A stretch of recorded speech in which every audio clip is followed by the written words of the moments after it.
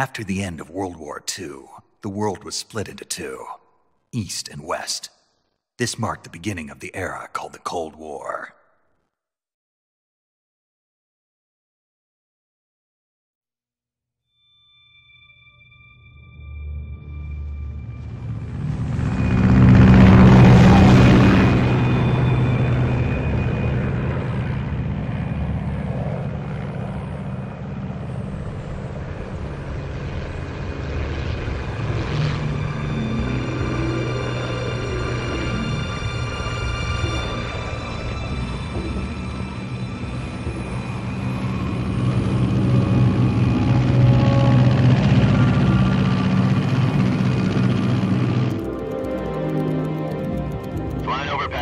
Altitude 30,000 feet.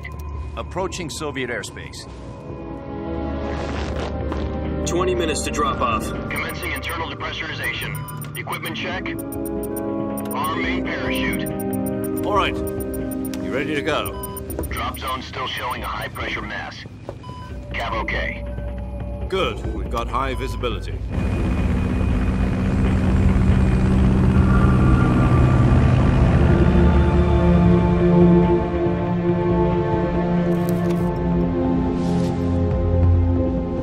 Put out that cigar. Connecting oxygen hose to interior connector. Put on your mask.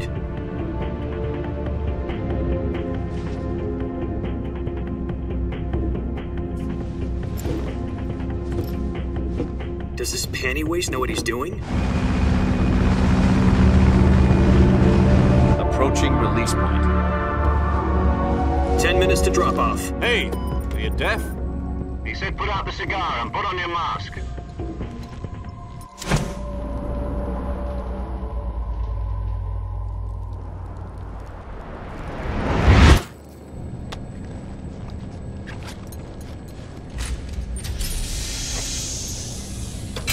Depressurization complete. Checking oxygen supply. 6 minutes to drop off. Opening rear hatch.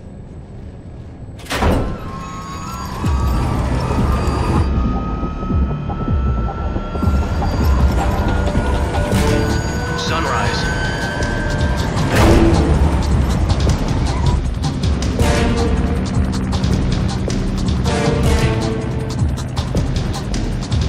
External temperature minus 46 degrees Celsius.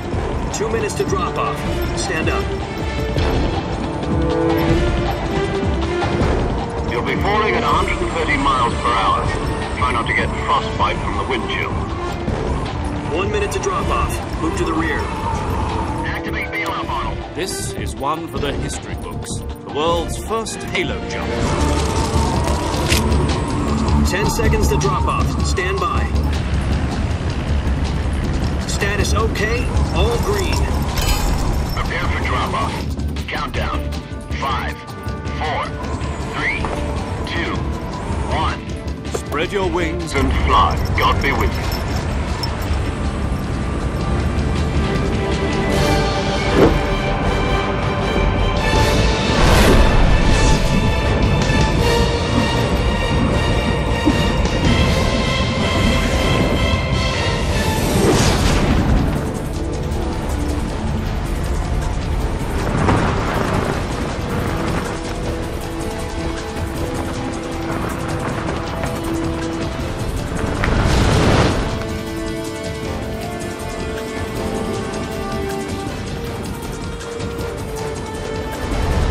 Listen up, Jack. Your mission is to infiltrate Selino-Yask in the Soviet mountains, ensure the safety of Sokolov, and bring him back to the west.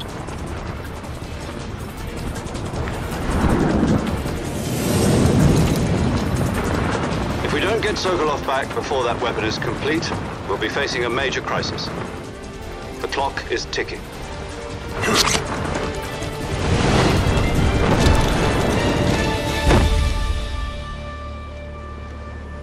Once we've confirmed the rescue of Sokolov, stand by at the recovery point. A recovery balloon will be dropped at that point. Helium will be pumped into the balloon to inflate it. The process takes about 20 minutes. Once it's complete, the gunship's arm will latch onto the balloon and pull it up. The Fulton surface-to-air recovery system. I'm familiar with the theory. Take it easy. It's been combat-proven. you think Sokolov is up to it? The shock will be less than during a parachute jump, and the arm can handle up to 500 pounds. So you're planning on going over the border in a single combat talent? She's equipped with two 6-barrel 20mm Vulcan cannons, as well as two 40mm machine guns. Sounds like she could hold her own against a battalion of tanks. Even with the fuel in the reserve tank, we're facing a 4-hour time limit. If all goes well, it shouldn't take more than a few hours. Home in time for dinner. But if anything goes wrong, You'll be eating dinner, breakfast, and all the rest of your meals in the jungle.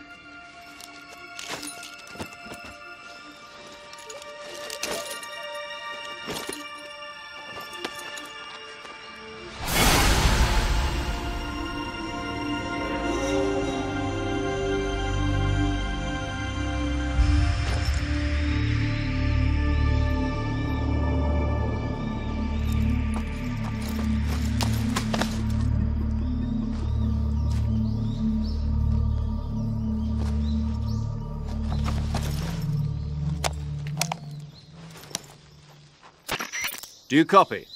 You're already in enemy territory, and somebody might be listening in. From here on out, we'll be using code names to refer to each other.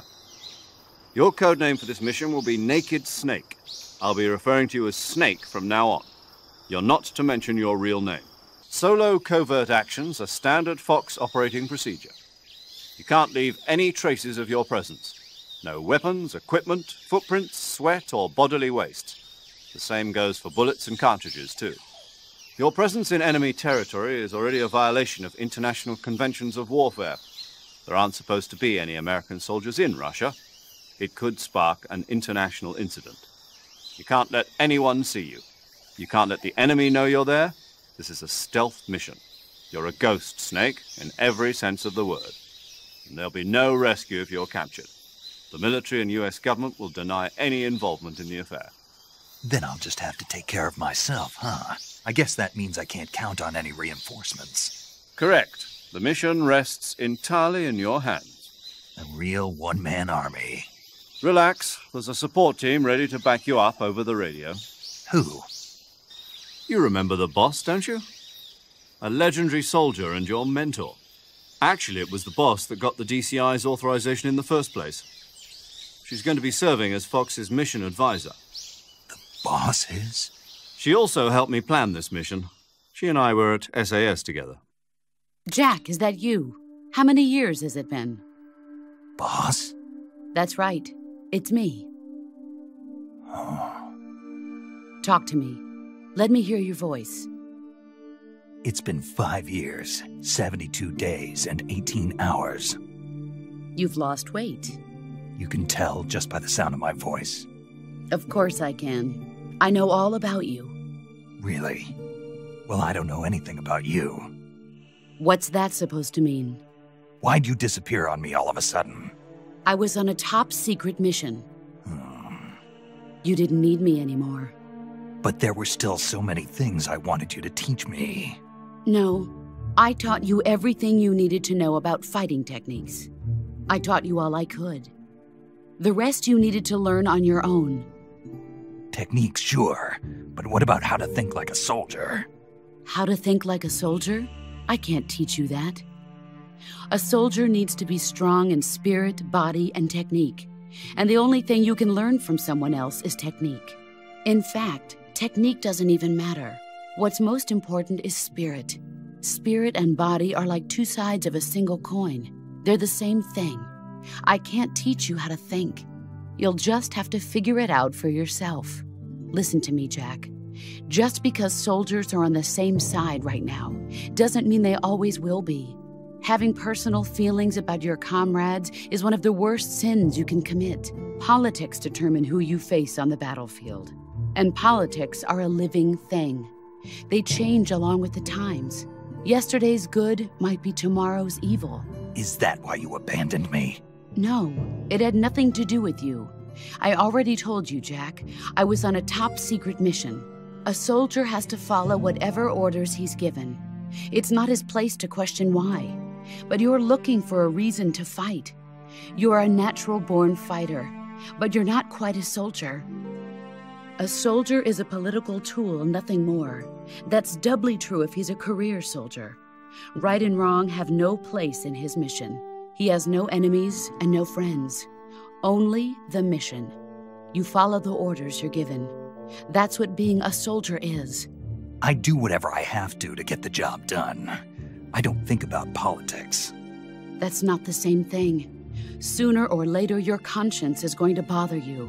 In the end, you have to choose whether you're going to live as a soldier or just another man with a gun. There's a saying in the Orient, loyalty to the end. Do you know what it means? Being patriotic? It means devoting yourself to your country. I follow the president and the top brass. I'm ready to die for them if necessary. The president and the top brass won't be there forever. Once their terms are up, others will take their place. I follow the will of the leader, no matter who's in charge. People aren't the ones who dictate the missions. Then who does? The times. People's values change over time, and so do the leaders of a country. So there's no such thing as an enemy in absolute terms. The enemies we fight are only enemies in relative terms, constantly changing with the times. As long as we have loyalty to the end, there's no point in believing in anything, even in those we love. And that's the way a soldier's supposed to think? The only thing we can believe in with absolute certainty is the mission, Jack. All right, but do me a favor. What is it? Call me Snake. Snake? Oh, right. Your codename is Snake. It suits you well. That's right. The legendary unit that the boss put together during World War II was a snake. The Cobra unit, a group of heroes that brought the war to an end and saved the world. As long as you've got a legendary hero backing you up, you'll be fine. Isn't that right, Snake? Yeah. I can't think of anyone else I'd rather have with me. Oh, and one more thing, boss. Yes? It's good to hear your voice again. Same here. After all, who knows if either of us will make it out alive? Commencing virtuous mission now.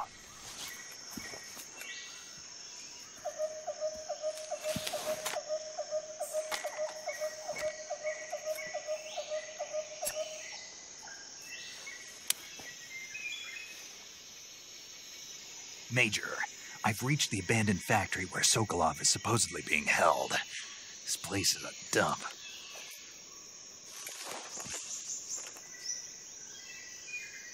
I can't see Sokolov from here. The security is pretty tight. There are sentries posted around the perimeter. I wonder how many are inside.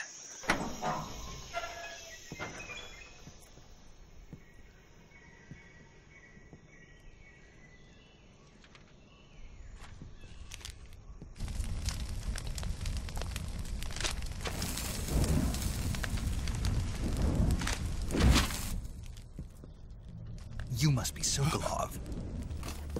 Are you one of Volgin's men? You'll never get it from me. No. I'm a CIA agent. I've come to escort you back to the other side of the Iron Curtain. You're CIA? Yeah. I was sent by Major Zero, the man who got you out 2 years ago. Zero? I have a message from him. What is it? He said to tell you sorry for being so late.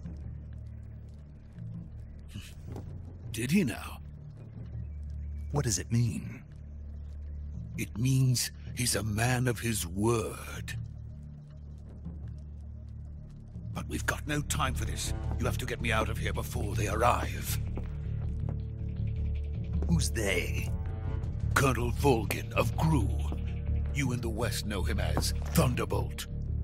He's a member of the Army's extremist faction, a man who seeks to seize control of the motherland. Ever since the Cuban Missile Crisis 2 years ago, Khrushchev has been pursuing a policy of peaceful coexistence with the West. Despite resistance and criticism from hawks in the army and the provincial authorities, Khrushchev has managed to suppress the opposition so far. But the failure of his agricultural policies has put him in a precarious position. And on top of that, the tragedy last November. President Kennedy's assassination. Precisely. In a sense, Khrushchev has lost his biggest partner, and his power base is rapidly crumbling away. A certain group is plotting to use this opportunity to seize power by rallying the anti-government forces, overthrowing Khrushchev, and installing Brezhnev and Kosygin in his place. The mastermind behind this plot is Colonel Volgin of the Gru. He has control over another secret weapons research facility much like this one, OKB-812, known as the Grannin Design Bureau, and is using it to further his plans. But that is not enough to satisfy him. Now he's plotting to seize the secret weapon I have been developing here and use it as leverage in his bid for power. The intelligence says that they are going to make their move during the test. Then, the soldiers outside. Exactly. They wouldn't need that many men just to keep me inside. Their orders were to prevent Colonel Volgin from capturing me. Even if it meant killing me in the process, or so it would seem.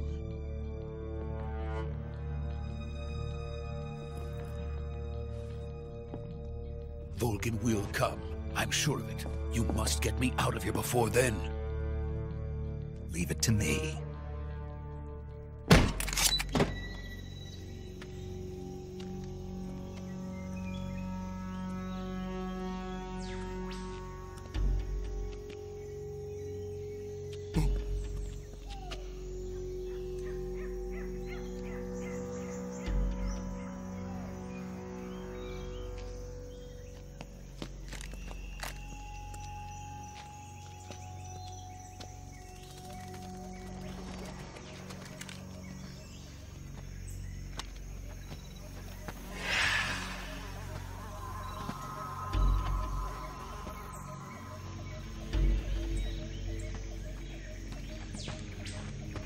Freeze!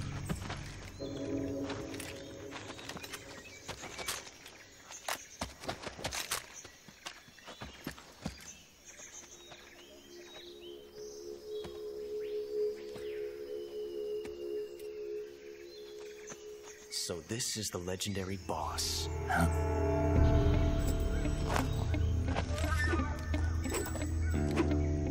Huh? We meet at last.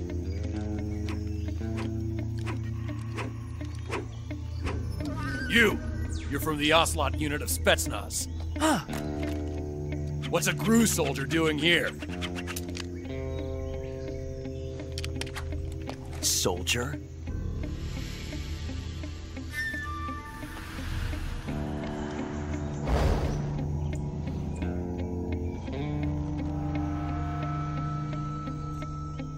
He's the Ocelot commander. Ha! That's Major Ocelot to you. And don't you forget it.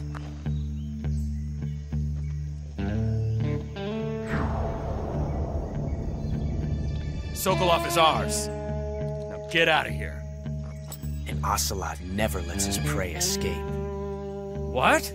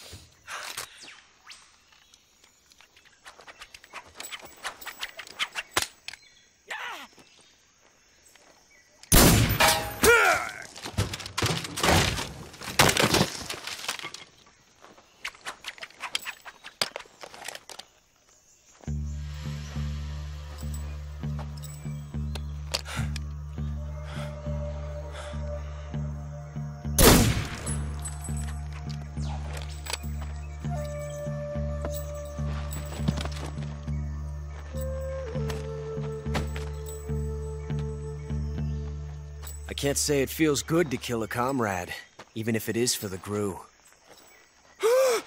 Sokolov, take cover.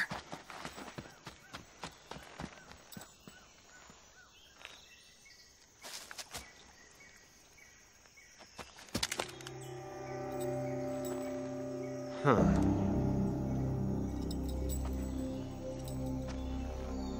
You're not the boss, are you?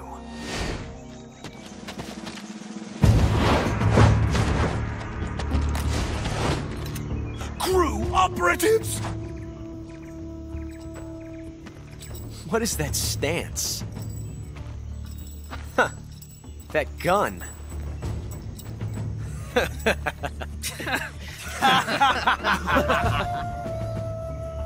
If you're not the boss, then die.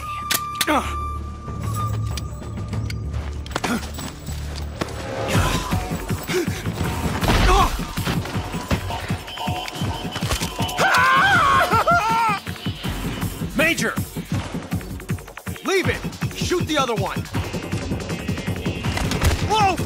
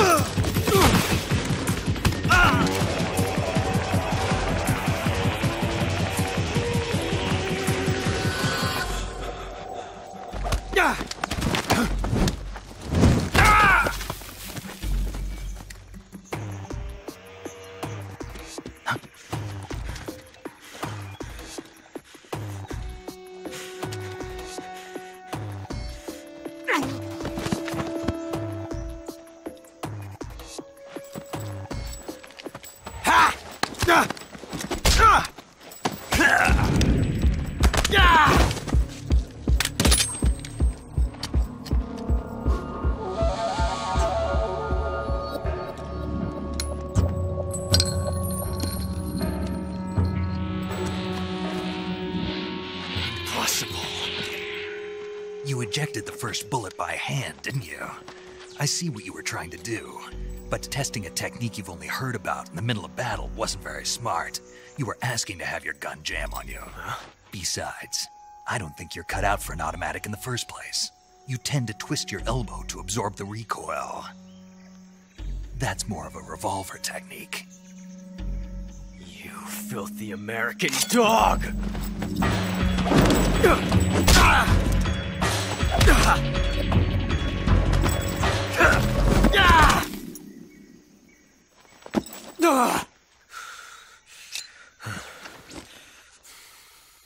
But that was some fancy shooting. You're pretty good. Pretty good.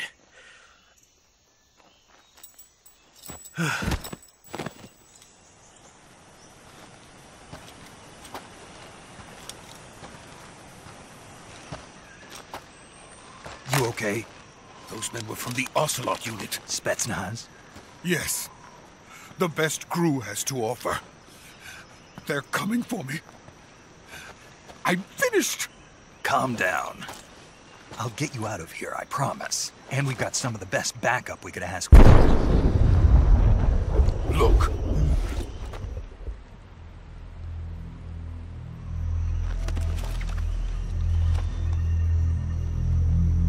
That's what they were making you build?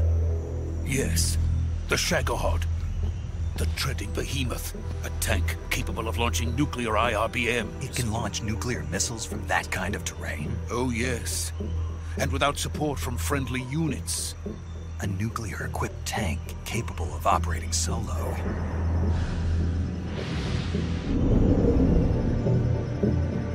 Is that thing finished?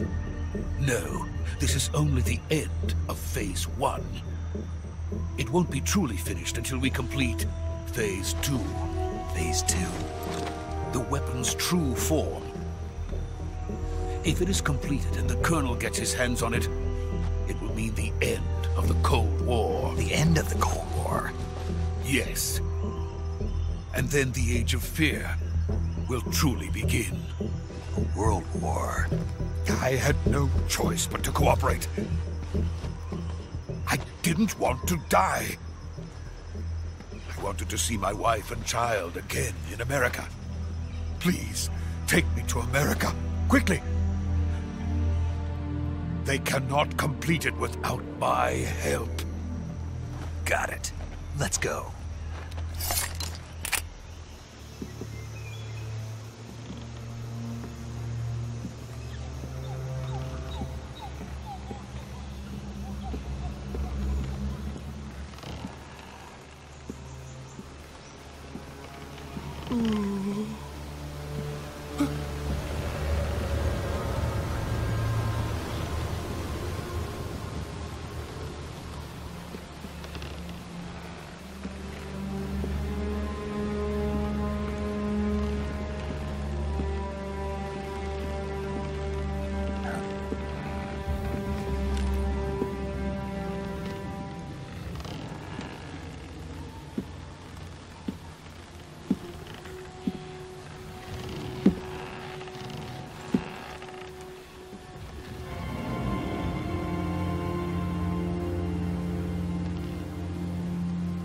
Boss?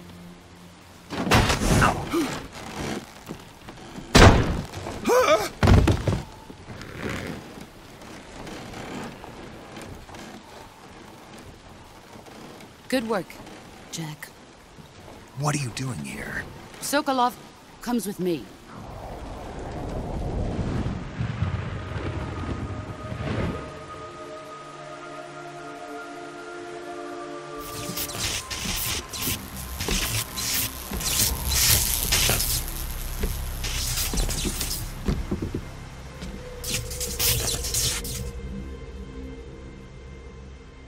Ah, what a joyful scene. Colonel Volgin. Welcome to my country. And to my unit.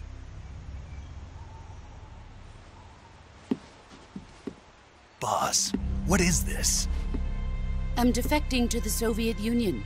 Sokolov is a little gift from my new hosts. Recoilless nuclear warheads.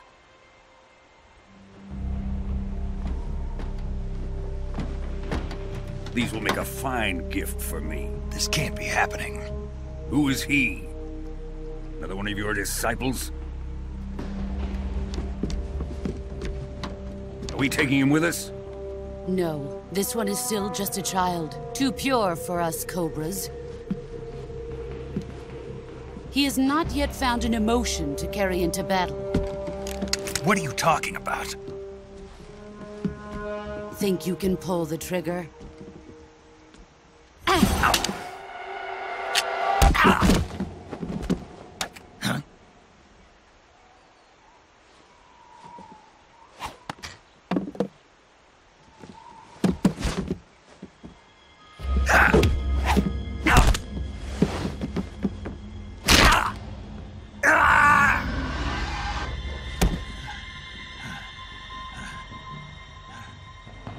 He's seen my face. We can't let him live.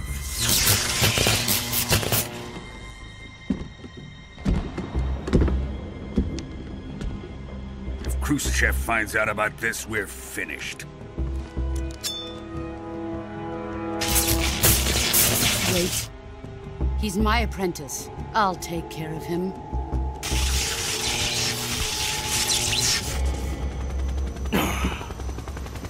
Jack, you can't come with us.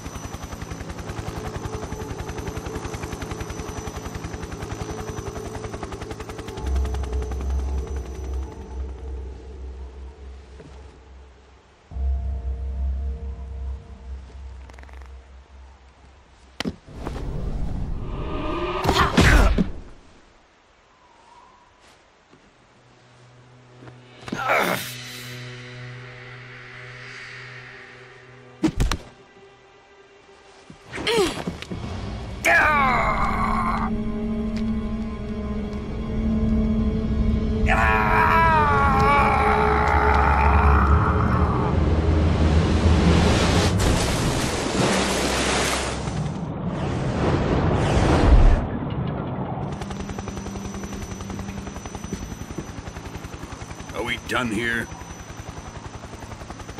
Now, onto Sokolov's research facility.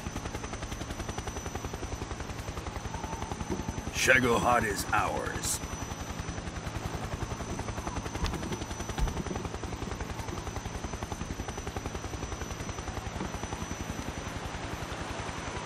Drift away. My place is with them now.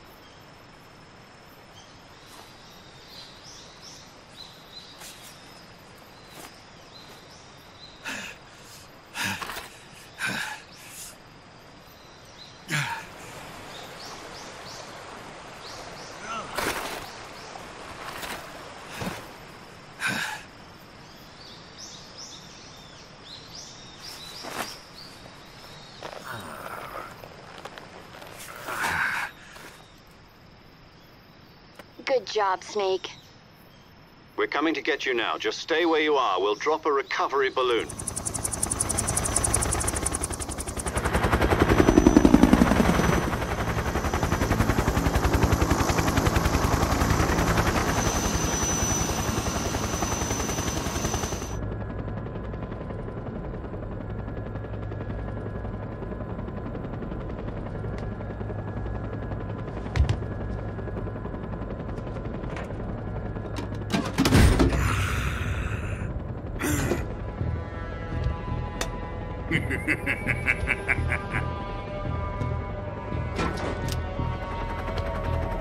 Excellent. A great success. Thanks to the boss and her cobras, I have both Sokolov and the Shagohod.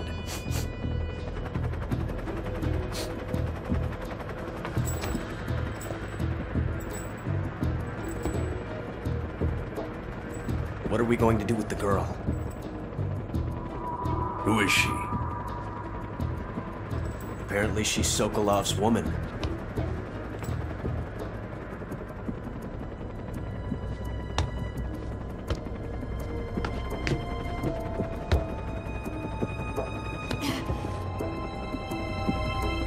She's a nice catch.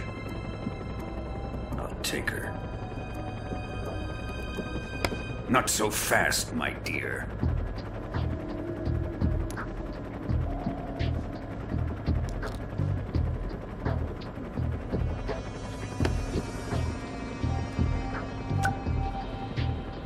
A kiss of death? Are you KGB? We may be able to use her.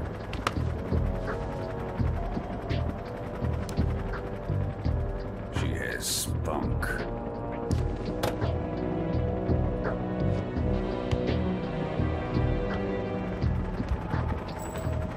Shall we take her back to the base? Perhaps we should. We have no further use for Sokolov's research facility. I think it's time I gave this marvelous new toy a try. Colonel, even if they are our enemies, they're still our countrymen. But it won't be me that pulled the trigger. It'll be our friend, the American defector. You're going to nuke your fellow Russians? Remember the Alamo. Colonel!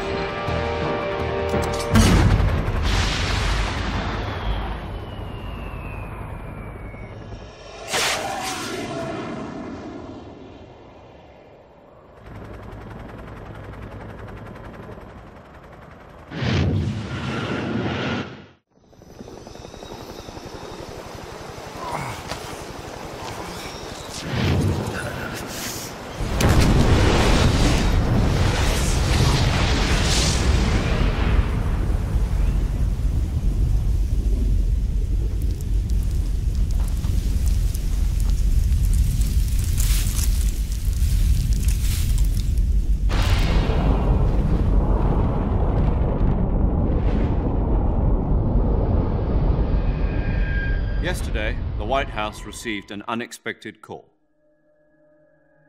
President Johnson? Yes, I hear you, Mr. Chairman. It was a hotline call from Khrushchev to President Johnson. From the head of the Soviet Union? That's right. A few days ago, one of our country's main design bureaus, OKB 754, was destroyed in a nuclear explosion.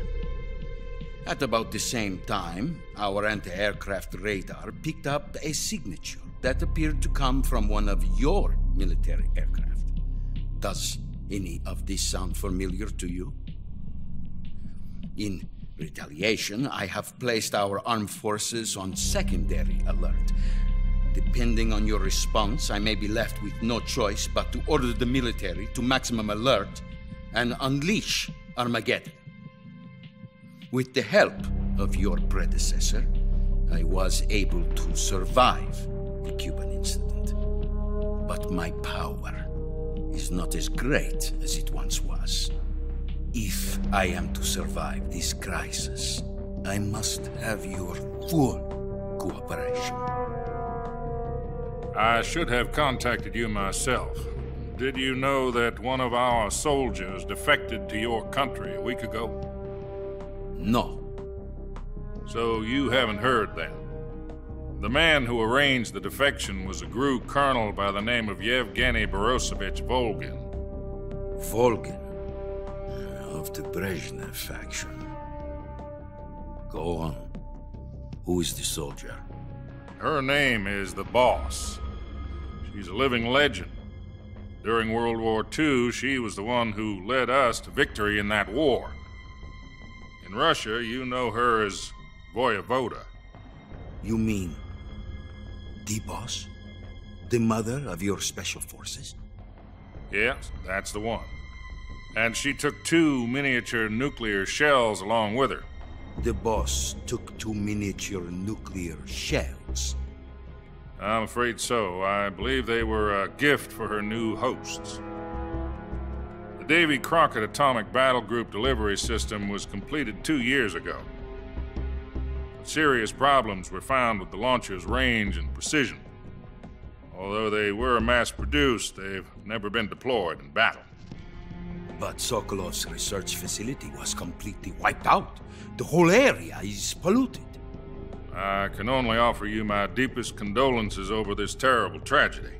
So, the Boss, with Colonel Volgin's help, stole 2 experimental nuclear shells and took them with her as gift when she defected.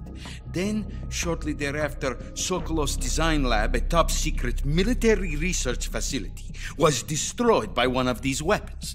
Am I right so far? Yes, that's correct. And the American government denies any involvement in the affair. Is that right as well? That's correct. We were not involved in any way.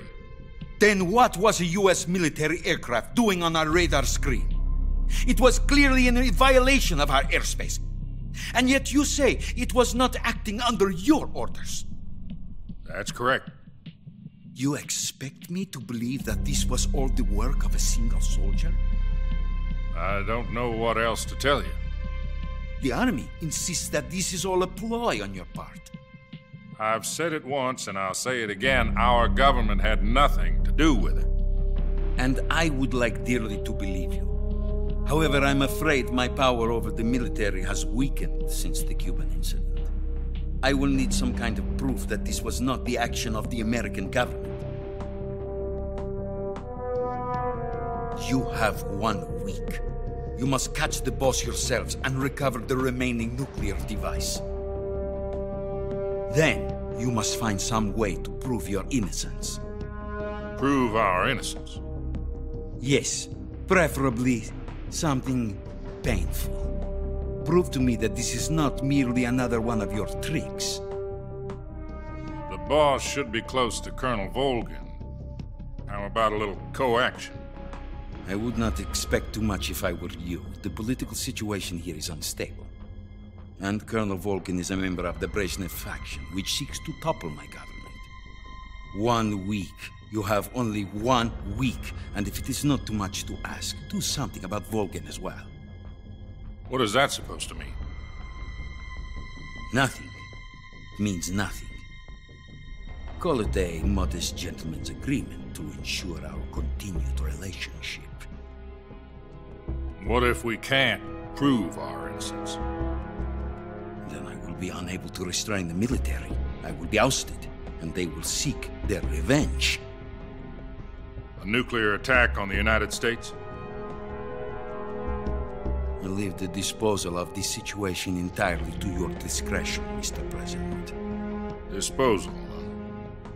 If you fail, it will mean the beginning of a new world war. To put it simply, in order to avoid a full-scale nuclear conflict, we have to prove that America was not involved in that explosion. And eliminating the boss ourselves will prove America's innocence? Right. The higher-ups have decided that you're the only one capable of pulling this off. You were her last apprentice. Screw this one up, and we'll both be 6 feet under. There's no choice. Are the Russians going to be helping us? The KGB has promised to lend us one of their communications satellites so that you and I can talk to each other. That's it? They've also put us in touch with a couple of insiders. Insiders? There was a defection in September 1960. Do you remember it? You mean the 2 NSA codebreakers who went over to the Soviet Union? Precisely. Since then, they've apparently been training with the KGB for exactly this kind of situation. Their codenames are Adam and Eva. I've been told that Adam has infiltrated Volgin's ranks. I've also arranged for him to provide you with an escape route. You'll need to rendezvous with him when you get there.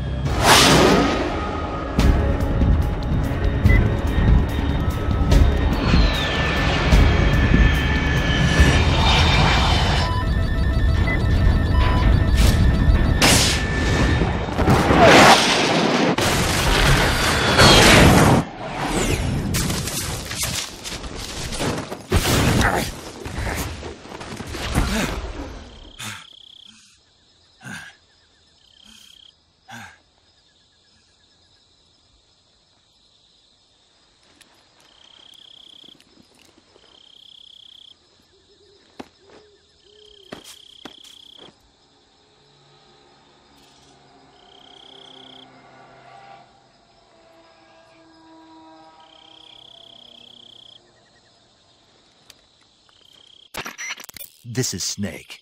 Major Zero. I read you, Snake. Loud and clear. Glad to see you landed safely. I got blown pretty far off target. Snake, let's go over your mission objectives one more time. Rescue Sokolov. Find out what's happened to the Shagohod, then destroy it. And finally, eliminate the boss. Eliminate the boss? This mission will be codenamed Operation Snake Eater. Because I'll be taking on the boss in our Cobra unit, right? Don't forget about Colonel Volgin. I'm not a hired killer. I know, but that was the Kremlin's demand. Demand? You mean it wasn't just a request? What's it to us if the Khrushchev regime is threatened by the Colonel and his faction? If supporting the current regime helps us avoid a nuclear exchange, then that's what we'll do. And what are the CIA's demands? Our priorities are the rescue of Sokolov and the destruction of the Shagohod. Roger that, Major Tom. Hold on, Snake. What now? I'm changing my codename. It turns out Tom wasn't the most auspicious choice. So what should I call you? You know, let's just use Zero, like we've been doing all along. All right, then. Major Zero it is. We'll start over from square one. From square zero. My frequency is 140.85.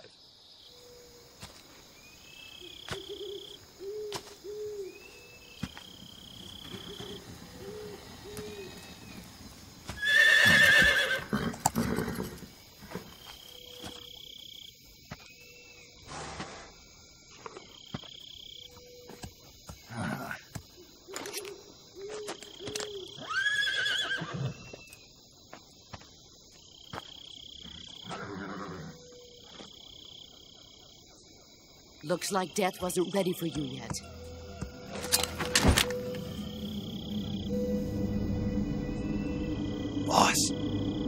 That arm still hurt? What are you doing here?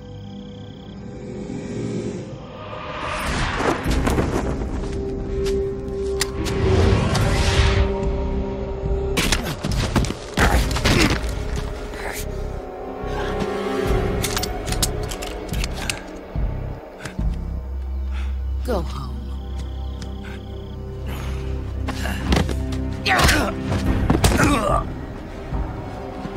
Go home. Gru and my sons are waiting up ahead. You don't have a prayer of finishing your mission. You're not even armed. Boss!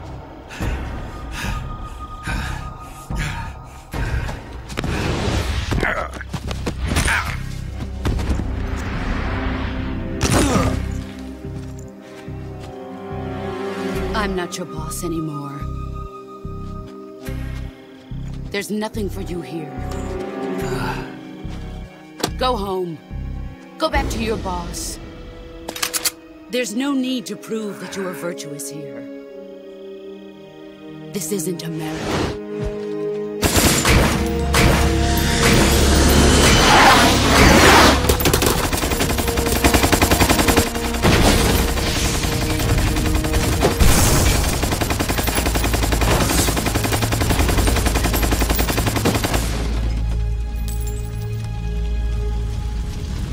That should stir things up a bit. You'd better hurry.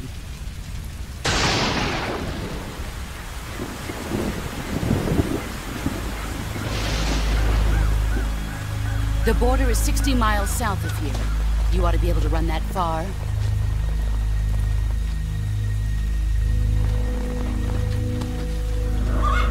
Why'd you defect? I didn't. I'm loyal to the end, to my purpose. What about you, Jack? What's it going to be? Loyalty to your country or loyalty to me? Your country or your old mentor? The mission or your beliefs? Your duty to your unit or your personal feelings?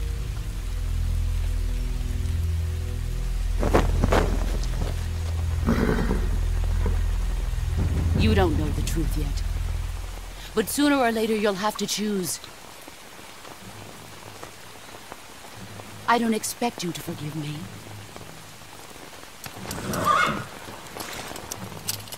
But you can't defeat me either. You know me too well.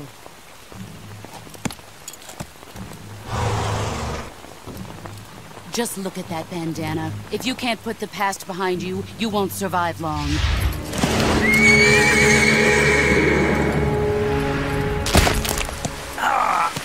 If we meet again, I'll kill you. Now, go home.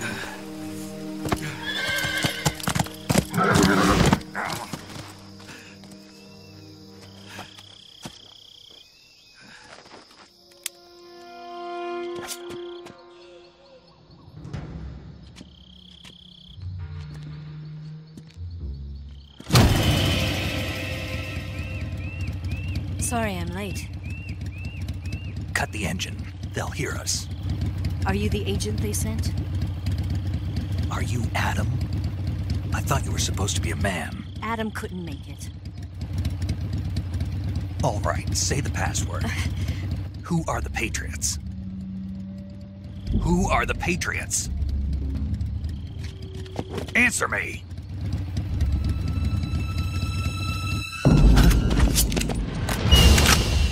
Trapped. Get down!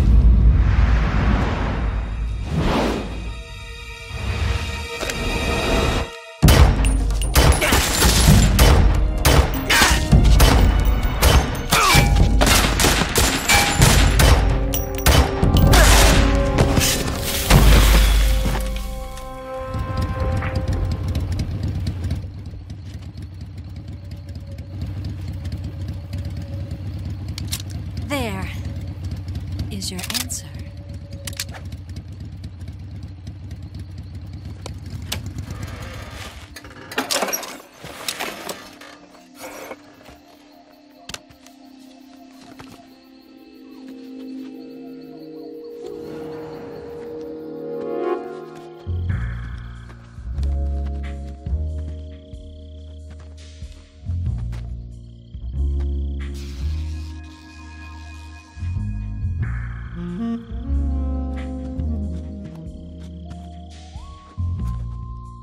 The name's Eva.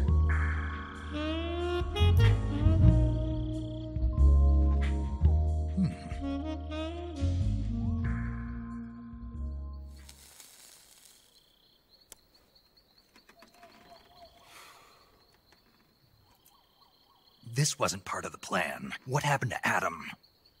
What's your code name? It's Snake. Snake, huh? Well, I'm Eva. Are you here to tempt me?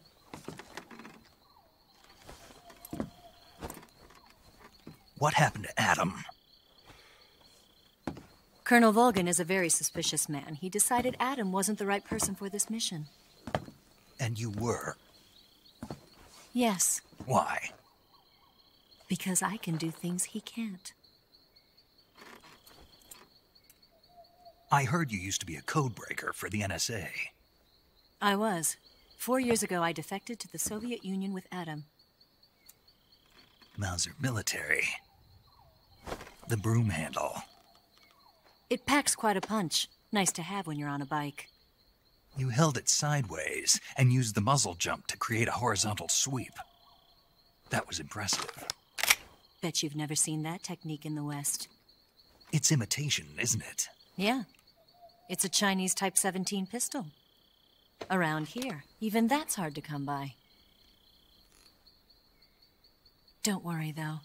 The one I've got for you is American-made.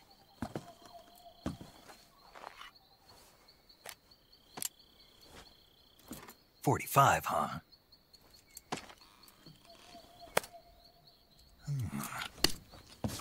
Incredible. Do you like it? The feeding ramp is polished to a mirror sheen.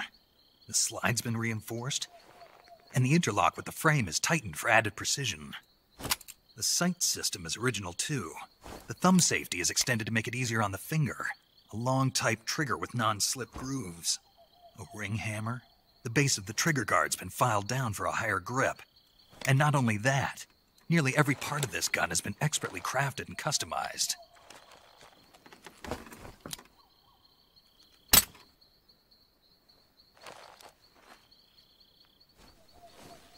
Where'd you get something like this? I grabbed it from a Western munitions armory. It probably used to belong to one of your officers, and there are more where that came from.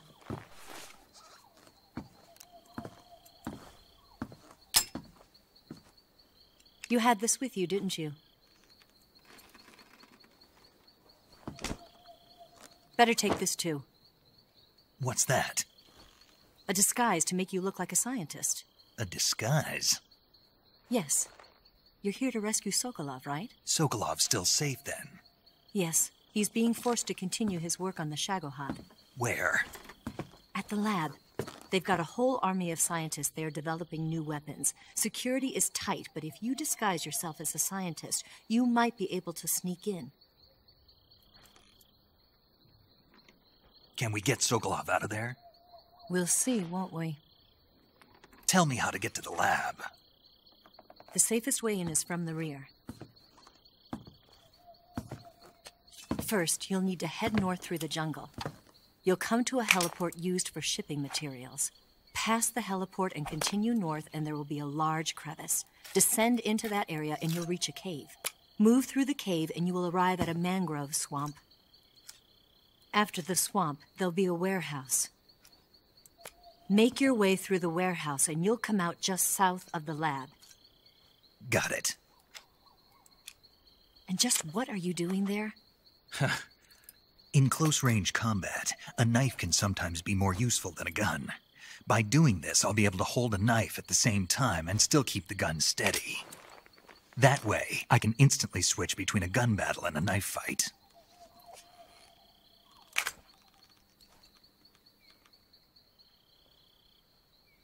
Right, let's get going. Wait a minute. What now? You must be tired. Why don't you take a little rest? I'll be fine. You'll never make it in your condition. It's a jungle out there. There's still an hour before dawn. It's dangerous to be out in the jungle at night without a guide. What about you? I have to get back. I can't be gone for too long. They'll start to suspect something.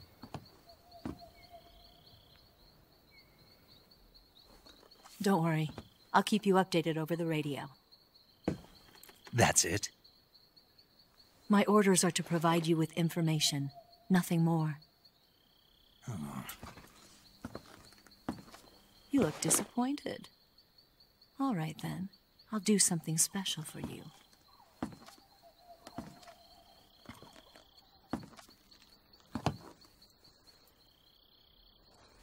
I'll stand watch until dawn. Now be a good boy and lie down.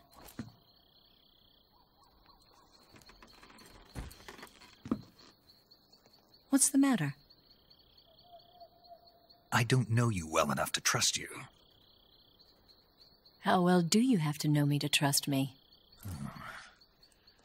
I don't know if I can trust anybody.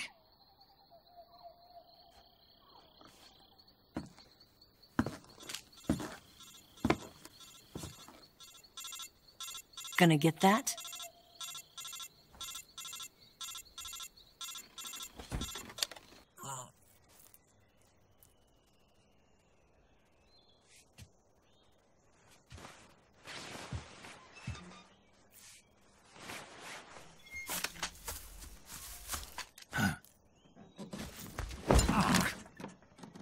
What's the matter? We're surrounded. I see 4 of them.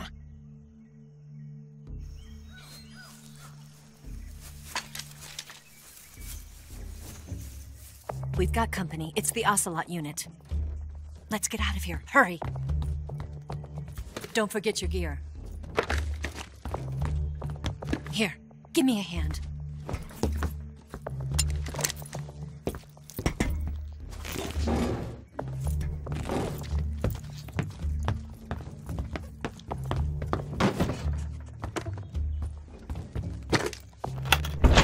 We can use this to get to the basement.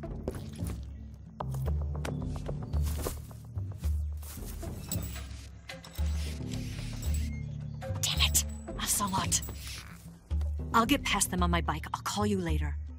Okay, I'll keep them busy. Huh? Don't go dying on me now.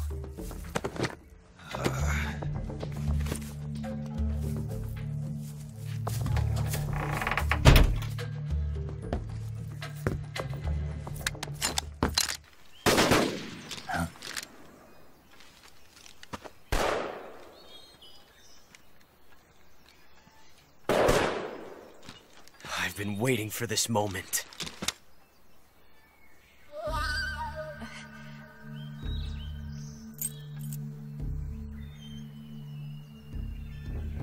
That's it! That's the stance! I don't think so. What? A female spy?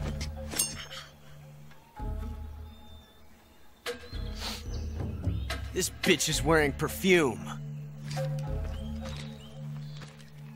Stay where you are. I've had enough of your judo. I see you've got yourself a single-action army. That's right. There'll be no accidents this time. You call that an accident?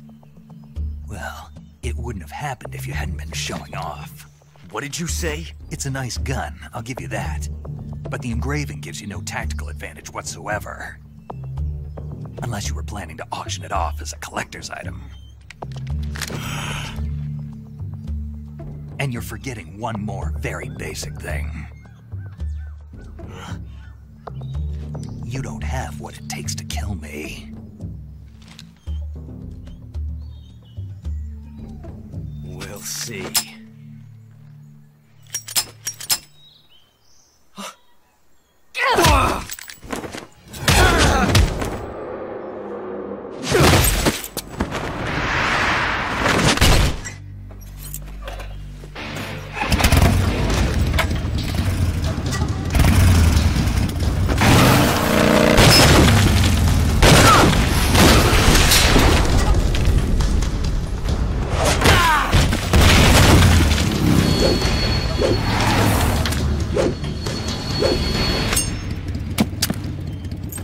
6 shots. That thing only carries 6 shots. The Makarov carries 8. You have to get a feel for how many you have left.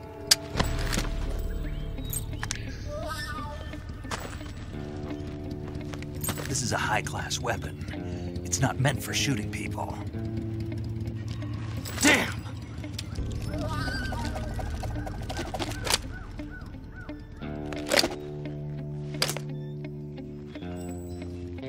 This isn't over yet. Don't. Why? He's still young. You'll regret stopping me. Damn it! I've got to get back before he does!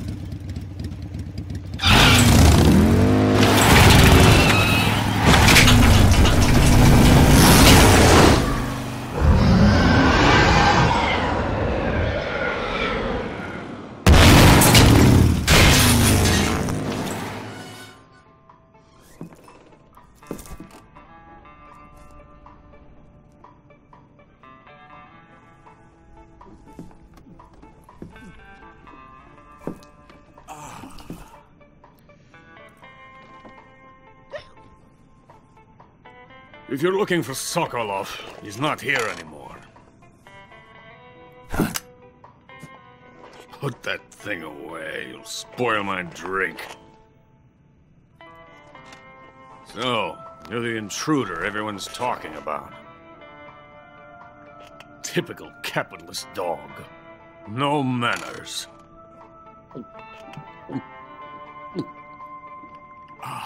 And who are you? You mean you've never heard of me? And you call yourself an agent? Very well, then.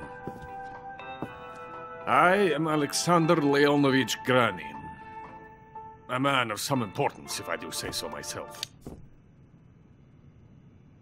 I am the foremost weapons scientist in the Soviet Union, and the head of the glorious Grannin Design Bureau. This is the Order of Lenin. It is an honor of the greatest magnitude, given along with the title of Hero of Socialism to only the finest workers. It was awarded to me in recognition of my brilliant contributions to society. Since the Great Patriotic War, I have created countless weapons in the service of our great communist society. It was thanks to me that we were able to stamp out the Nazi scum. It was I who created the basic design for the mobile ballistic missile system you know and fear as SS-1C.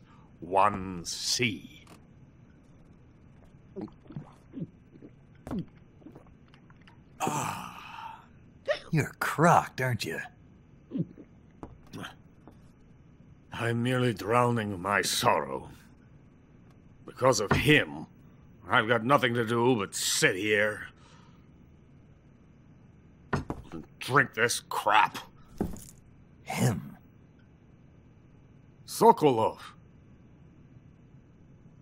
It's him you're looking for, isn't it?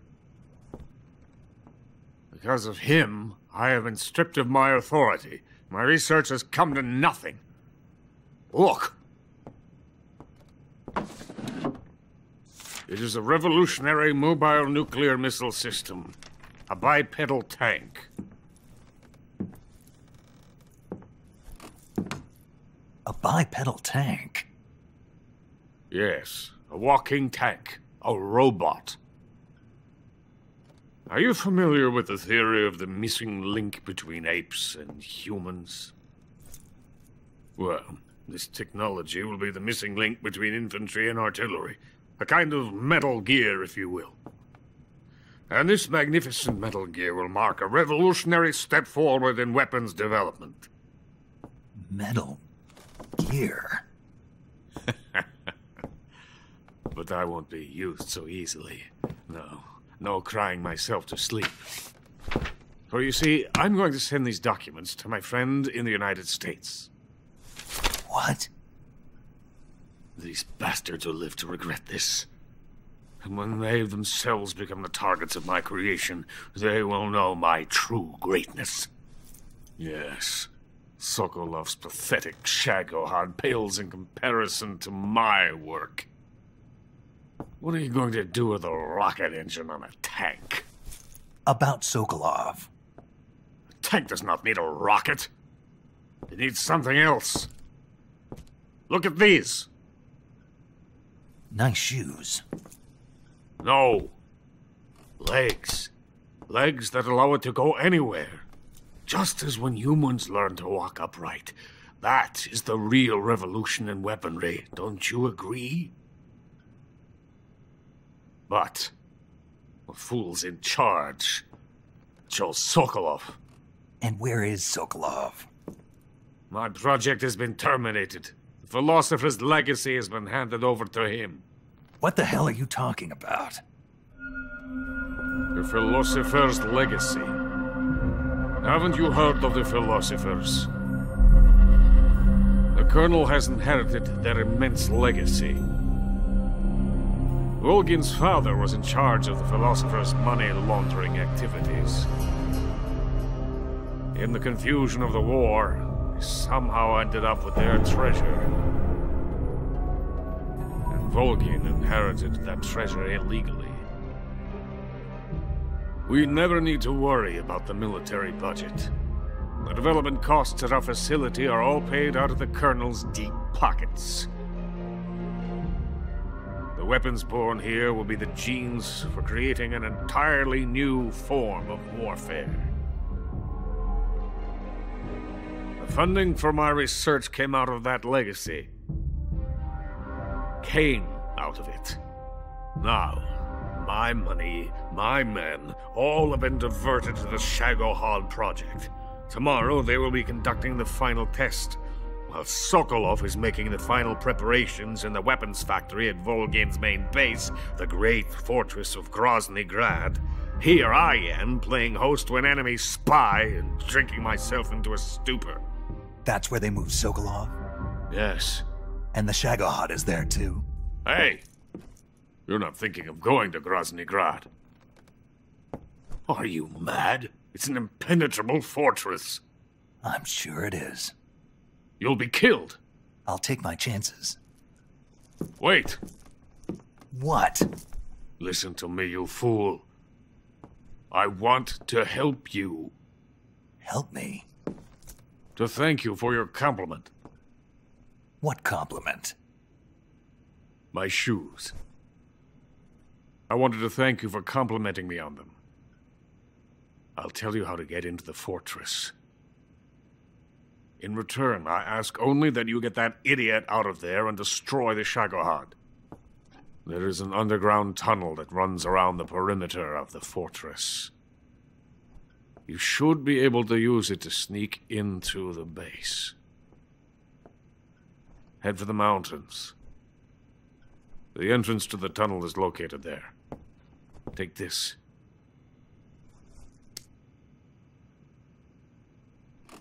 You passed through a warehouse on your way here, didn't you? Yeah. There should have been a locked door inside of it. Do you remember it? This key will open that door. Beyond that door lies a vast jungle. You can climb up into the mountains from the far end of the jungle. Go back to the warehouse. Use the key to open the locked door and head for the mountains. Got it?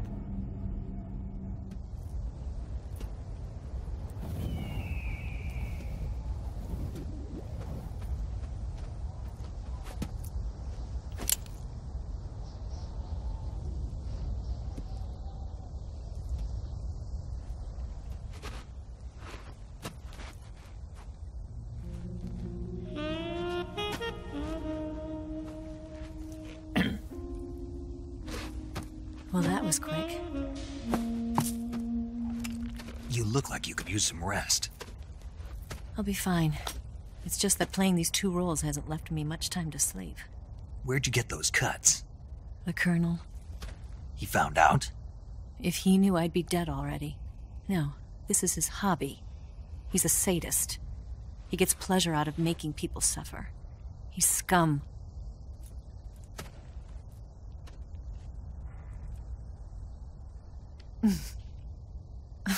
Does it look that strange to you? No. I'm the same way. Scars all over. Can I see? No. Where'd you get this one? I got it after defecting to the Soviet Union. I don't think so. It's older than that. Code breaking is a desk job. Where'd you get this kind of scar? You really want to know? Well, too bad. A girl's gotta have some secrets, you know. But enough about that. You've got to get going. The Phase 2 trial of the Shagohod is about to start, and it looks like someone might be coming to spoil the party. Khrushchev? His forces are on their way here. The Colonel is gathering his troops together to meet them. If we don't get a move on, the security will be even tighter than it is now. Right. You handle the escape then. I'll head for Grozni Grad. Wait a minute. There's something I wanted to ask you. What?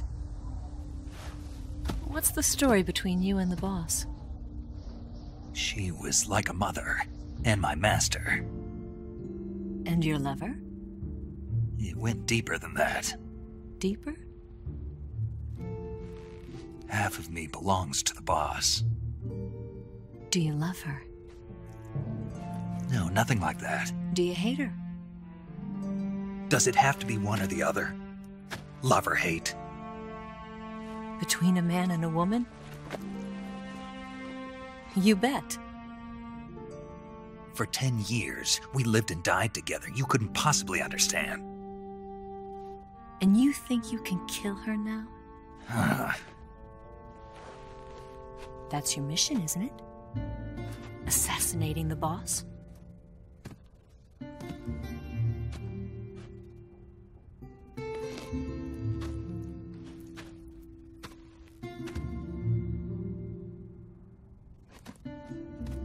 Snake? Is there anyone you like? Someone special? I've never been interested in other people's lives. You were interested in the boss. She was different. Really? How do you feel about me? I should be asking you the same question. Me? I can fall in love, if it's part of the mission. Even with you.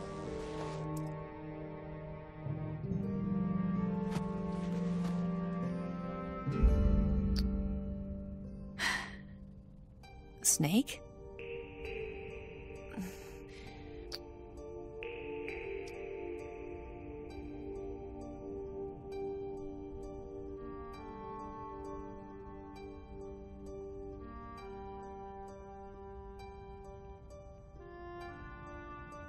What's wrong?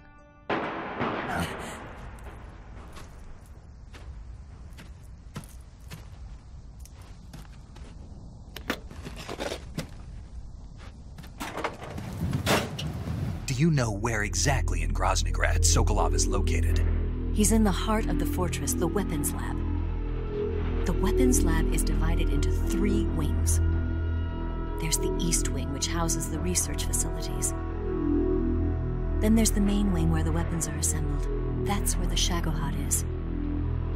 Finally, there's the West Wing, which is connected via a passageway to the main building. That's where Sokolov is. To get in, you'll have to enter the main wing from the East Wing. Then, go through the passageway on the 2nd floor of the main wing. The West Wing of the weapons lab. Got it. There's just one problem. Not again. The West Wing is protected by the highest level of security. You need to be Colonel class to get in. Colonel class? Here, look at this picture. Major Ivan Raidenovich Rykov. Pretend you're him. How do I do that? Steal his clothes. You look similar from behind. They won't know the difference. Your face might be a problem, so you just have to figure something out. He should be somewhere in the East Wing.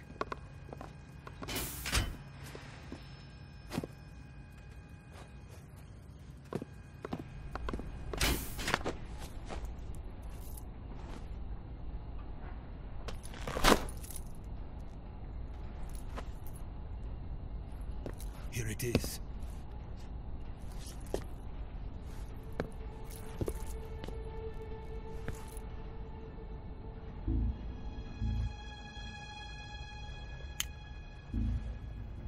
You can count on me. What about the Philosopher's legacy? I don't know anything about that. What are you? Are you trying to kill me? What's the matter? I know nothing, I swear it. No one but the Colonel knows of the legacy. I see. No, don't! Oh.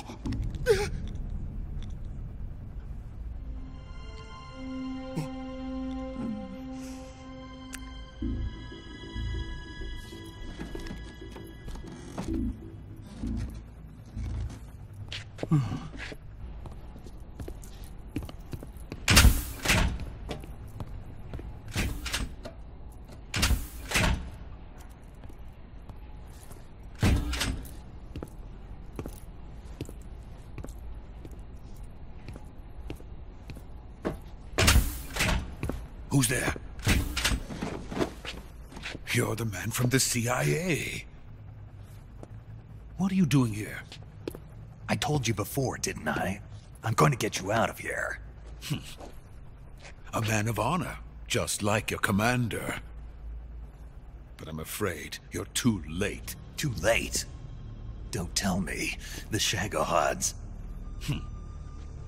Exactly. The final preparations for Phase 2 are complete. Sokolov, what exactly is Phase 2? To put it in technical terms, it's a composite range extension system for medium-range ballistic missiles. The Shagohod was originally designed as a tank that could launch nuclear missiles from any type of terrain. There was just one problem we couldn't figure out how to solve. The ICBMs we have today are simply too big for the Shagohod to carry. But the military would not hear of it. They demanded a weapon that could launch a nuclear missile directly into the American homeland. That is when I came up with the idea for Phase 2. But there's no way you could load an ICBM onto the Shagohod. So how'd you do it? By accelerating the Shagohod itself. Accelerating it? In Phase 2, a rocket booster unit is attached to the frame of the Shagohod. The unit incorporates the same technology used in the Vostok rocket that sent Major Gagarin into space. Using this booster, the Shagohod can achieve a land speed of over 300 miles per hour. That monster can go more than 300 miles per hour? Yes. And from this state of accelerated motion, it launches a nuclear missile. So, the Shagohod acts like the first stage of a rocket. Yes, precisely. The range of the missile launched by the Shagohod thus increases from 2,500 miles to 6,000 miles. 6,000 miles? That's enough to strike anywhere in the United States. Not only that, with the Shagohod, there's no need to construct giant silos like the ones used to house ICBMs. All you need is a runway about 3 miles in length, or its equivalent. And you can launch a thermonuclear strike against any location in the United States from anywhere in the Soviet Union. It cannot be detected by spy planes or satellites. It's a mobile fortress, capable of deploying in secret and launching its payload at any time. A weapon from hell. At present, it is the only one of its kind. But Volgin is planning to mass-produce them based on that prototype. And deploy them all over the Soviet Union. Yes, and that's not the end of it. He's going to ship them to Eastern Europe, to Asia, to all the countries of the Eastern Bloc. Even worse, he intends to use the Shagohod as bait to foment armed uprisings among dictators, ethnic insurgents, and revolutionary groups throughout the Third World. His funds are nearly limitless. He could start mass production tomorrow if he wanted. The reason that tensions between East and West have settled into a Cold War is because each side fears the other's power. Deterrence. The idea of using threats to keep one's enemy in check is the perfect word to sum up this state of affairs. If such a weapon is unleashed on the world, it will not be long before all nations are engulfed in conflict. The Cold War will end, and the entire planet will be consumed by the fires of war. Volgin and the Shagohod will be at the center of it all. We've still got a chance. All we have to do is destroy the prototype and the whole facility before they can mass produce it. But just tell me what I need to do to destroy this place. All right. The liquid fuel used in the rocket engine is stored in a tank. If you can blow it up somehow... Some C3 ought to be enough to blow the entire hangar to smithereens. C3?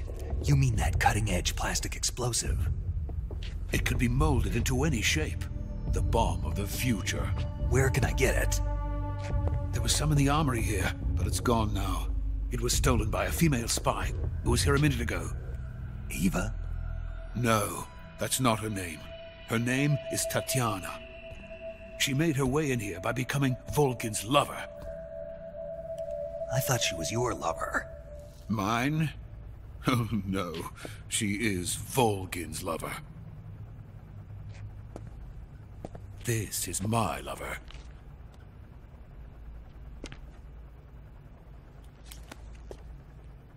Who are they? My wife and daughter. They're in America. Now I remember. Your family is in the custody of the CIA. How long has Tatiana been here? Only a few weeks. A few days before the Virtuous mission, then. She said that Khrushchev sent her. What did you just give her? All of the experimental data for the Shagohod. Please, it is essential that you destroy the Shagohod. I will, but first I've got to get you to safety. No. I'm not going. My mission is to rescue you. Leave me. Sokolov! Khrushchev has abandoned me. I cannot return to my country. I would most certainly be sent to the gulags. What about the US? Yes, I once thought of that. My family's waiting for me there. But even if I fled to the United States, I would once again find myself creating weapons of mass murder. In the end, it doesn't matter where I go. I am still a weapons scientist. To be honest with you, I'm tired. Every day, I help create things that should never be used, things that should never have existed in the first place. Every day, without sleep. Without a word of praise from others. And my creations do not even benefit mankind. They are merely the tools of politicians.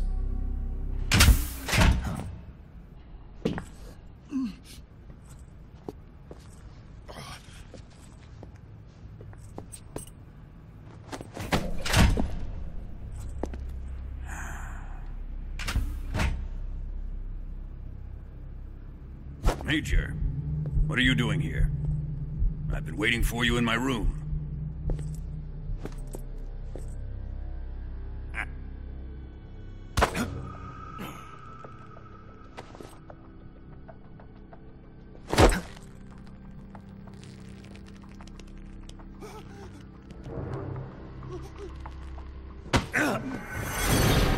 Who are you? Don't play dumb with me. If you think you can fool me, you're sorely mistaken.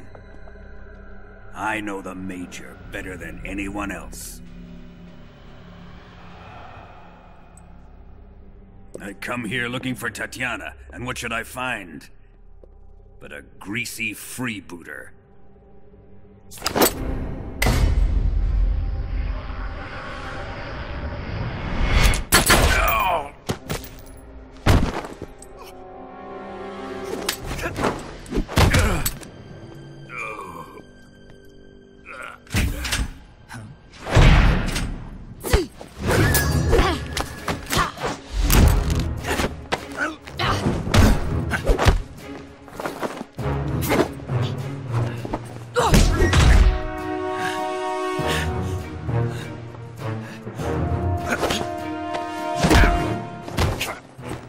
This fairy disguise.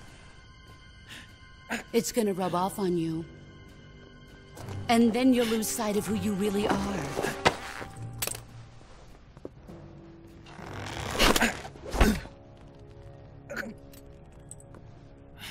Stay out of this!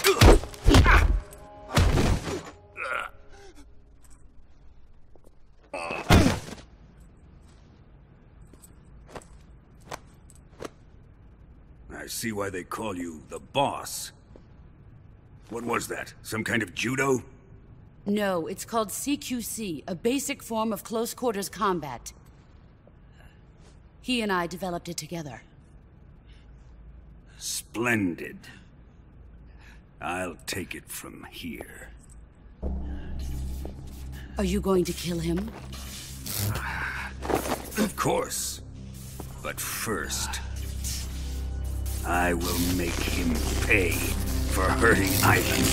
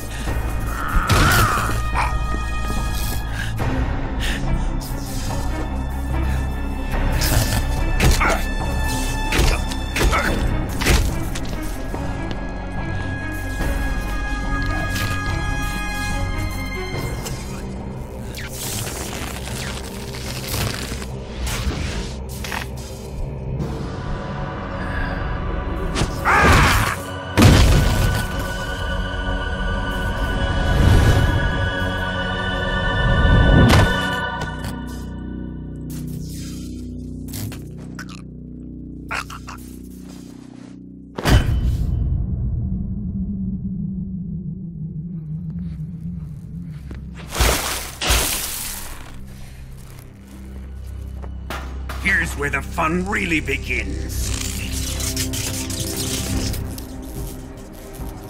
My body carries an electric charge of 10 million volts.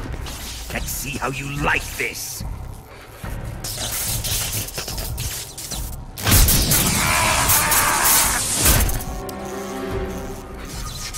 Now answer me.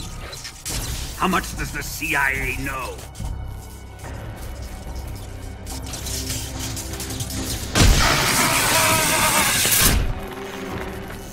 They're after my legacy, aren't they?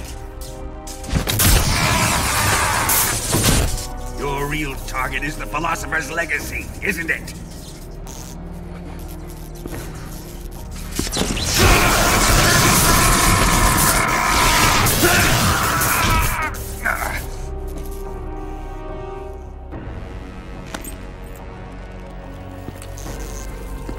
Yes, yes. Let yourself go. That's what I want to see.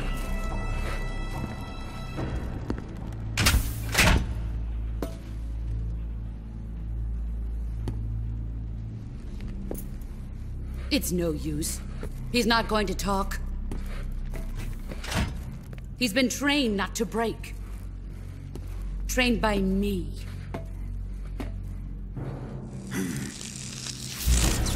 Admit it! We're after the location of the legacy! The secret fund established by the three great powers during the 2 world wars. That's what you're looking for, isn't it? $100 billion, divided up and hidden all over the world. And you're looking for a record of where all that money is hidden, right?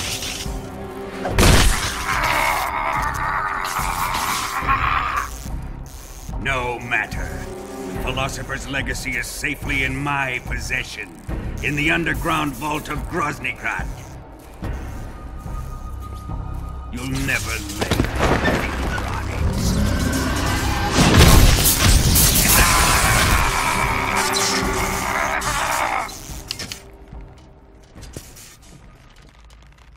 What's this? A transmitter? Who's responsible for this? I am. I planted it on him to keep track of his movements. Why? So the Cobras could ambush him. If they knew where he was gonna be, they wouldn't have gotten themselves slaughtered. It pains me to do this, boss, but under the circumstances, I'm afraid I must ask you to show me some proof that you and he were not in collusion. You don't trust me, is that it? Not that. But he is your apprentice. What do you want me to do? Let's see. Cut out his eyes. I don't like those blue eyes of his. There's nothing more important to a soldier than his eyes. You made him a soldier, and now you will unmake him. Yes, it'll make for a touching display. He's all yours. Do it! Ruin him, just as he did the Cobras.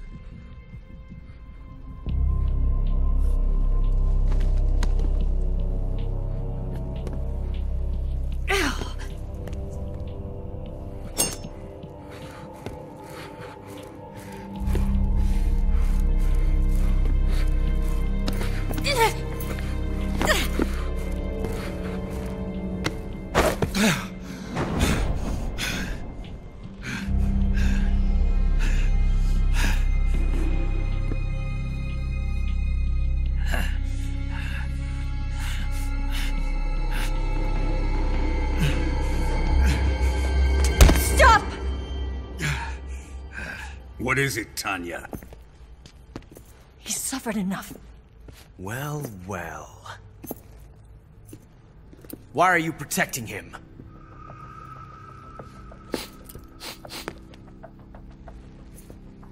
That smell.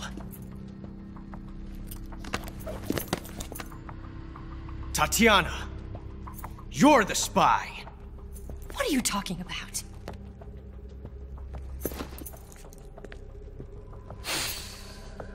I know that smell. Stop it! Taking a fancy to her, eh, Ocelot? No. I have no interest in this woman. I want to test her.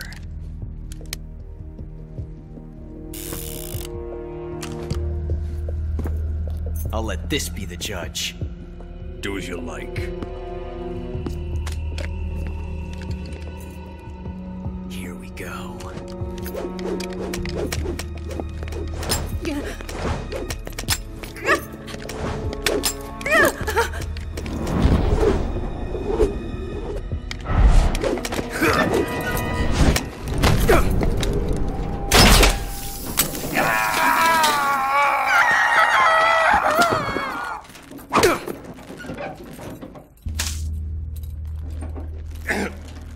There. Satisfied now? Well, that was refreshing. Come, we're going to my room.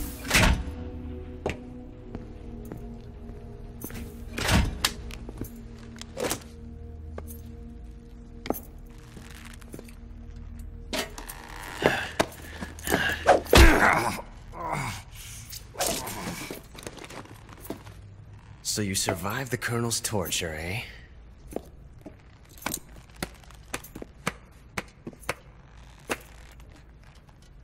Watching this has made me realize something. It's really not that bad. It's the ultimate form of expression.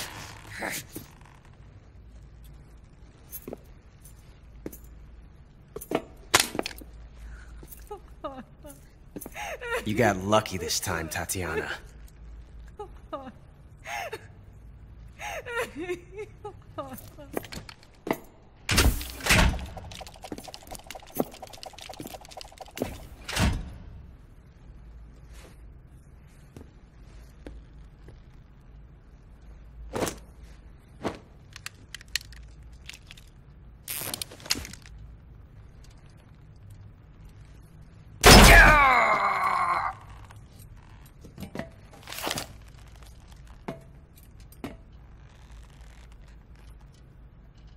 Run!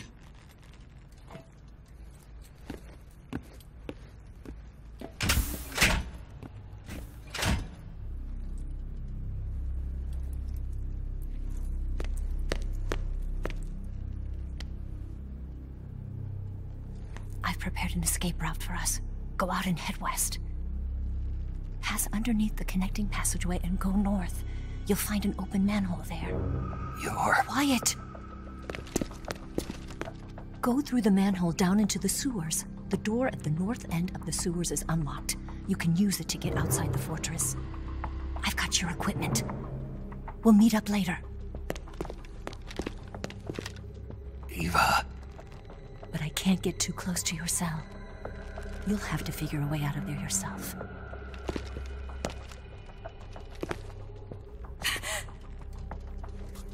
I'll be in touch.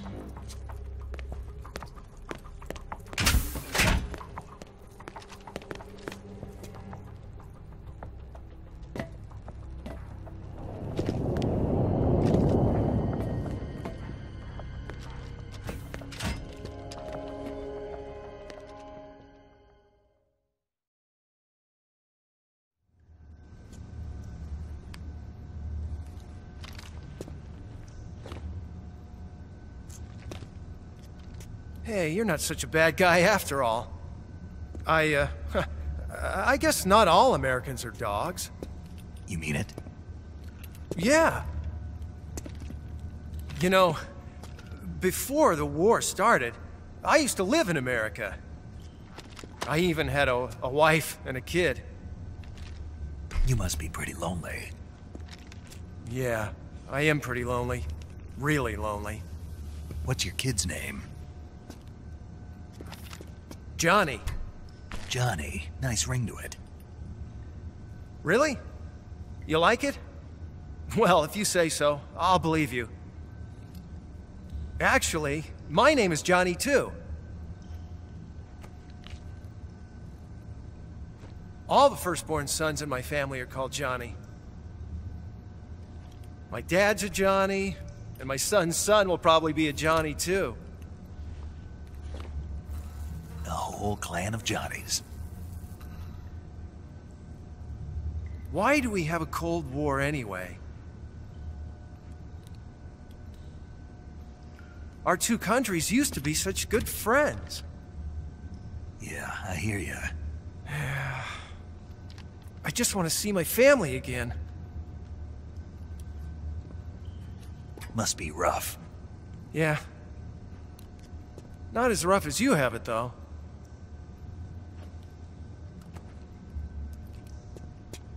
Here. I filched them from your equipment when the Colonel wasn't looking.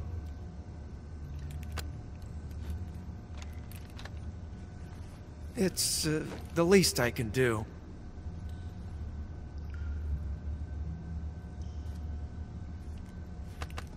Well? Don't suppose you could let me out of here? Huh? I can't do that.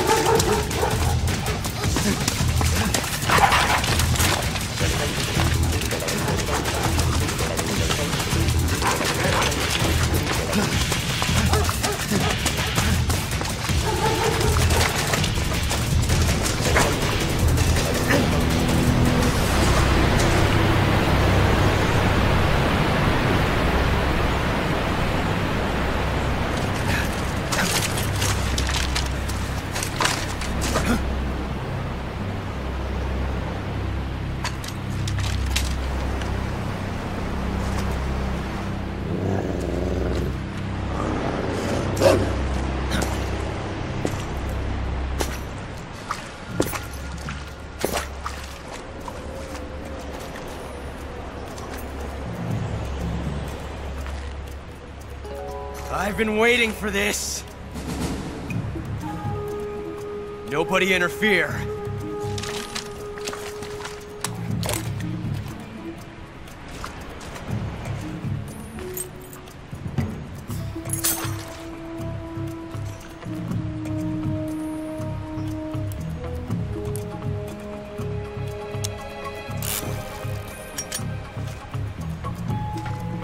This is where it ends.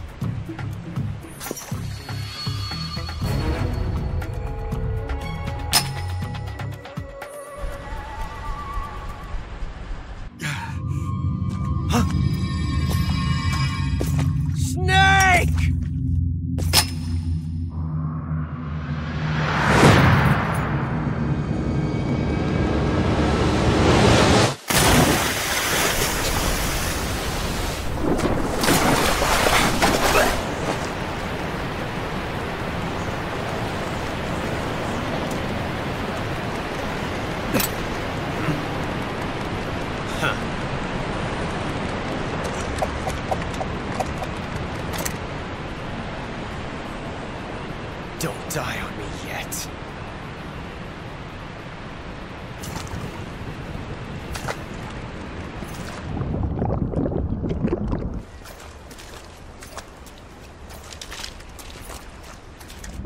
Boss, you have to shoot me.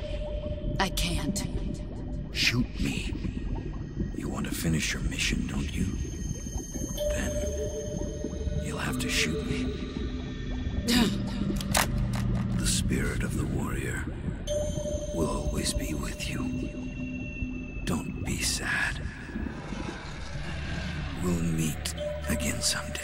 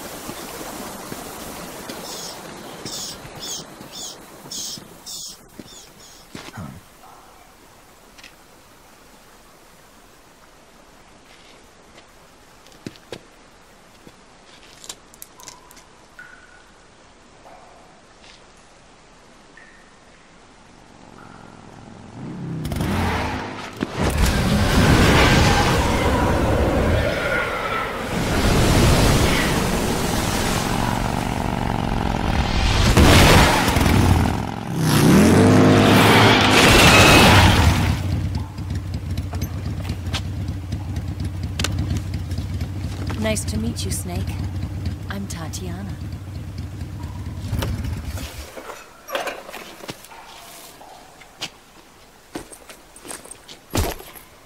Here's your equipment. Eva, you could use a towel. So could you.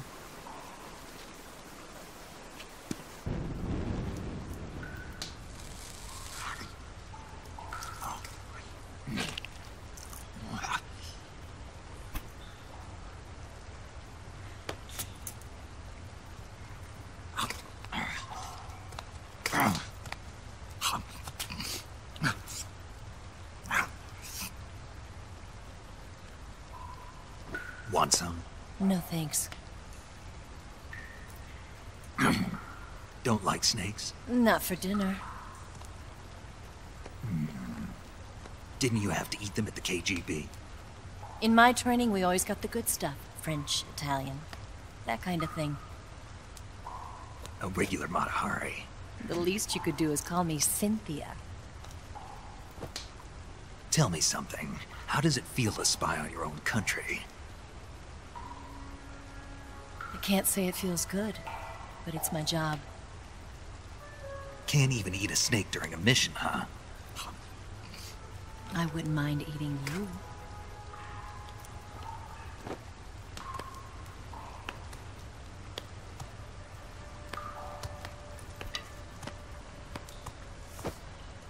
When this mission's over, you'll have to treat me to a nice dinner. What do you want to eat? Let's see. How about sushi? Sushi? It's Japanese. I hear it's all the rage right now. Supposedly it's made from raw fish. Raw fish? Just the place for my survival techniques. What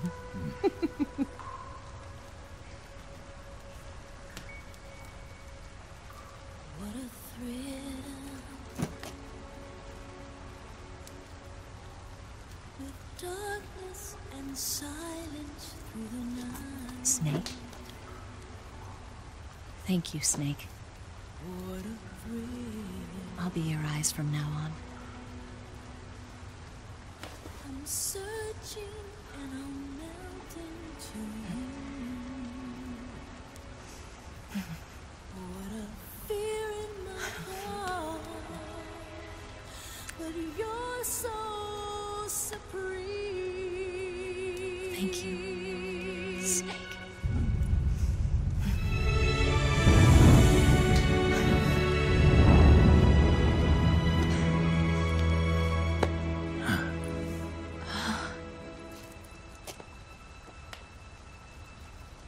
Don't worry about it. Are you all right?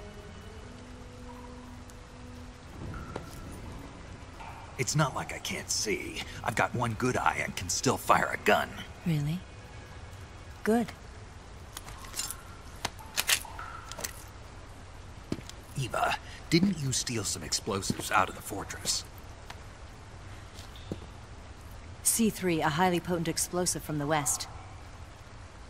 It can be molded into any shape, like clay. With just this much, you could blow up the Shagohod and the lab along with it. Is that right? Yeah, but there's a trick to using it. Tell me about it.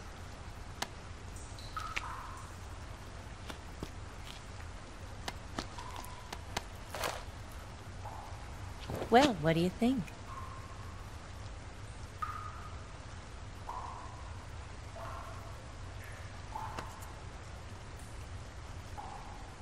The Shagohod's booster unit uses liquid fuel. The fuel tanks are in the main wing of the weapons lab in the hangar housing the Shagohod itself. So I should blow up the tanks? That's the basic idea. It should be enough to blow up the entire hangar. There are 4 fuel tanks.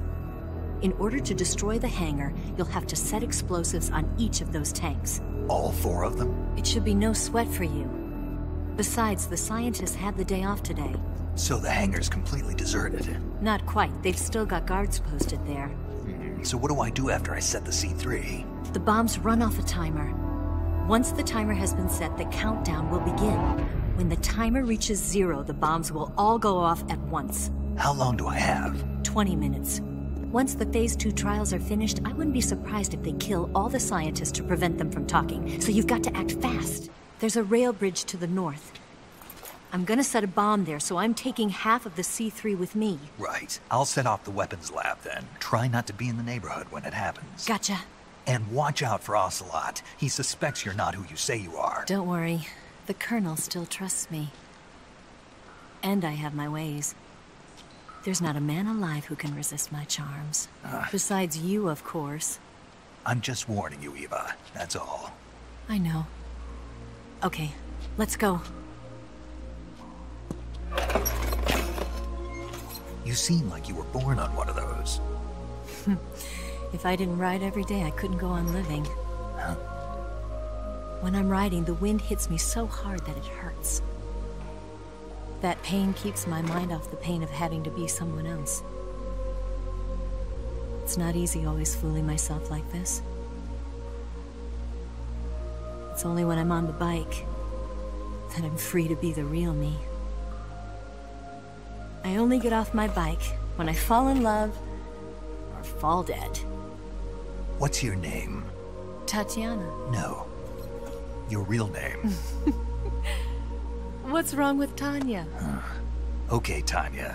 Don't let anyone see you. Huh? Oh, this? It's a button camera. What did you do that for? Insurance. To make sure you don't double-cross me.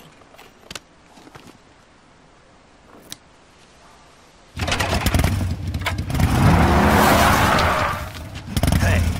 What? You're gonna get wet again.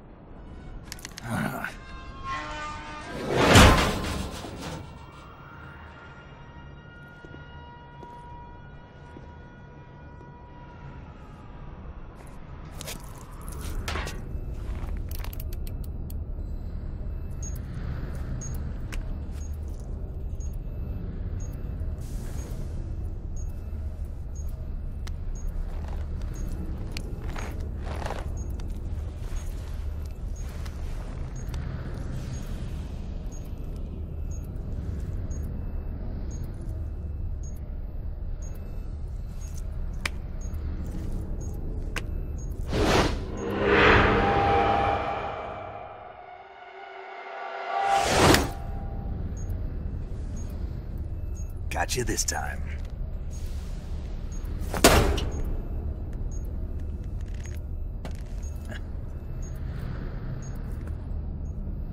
Snake! Huh?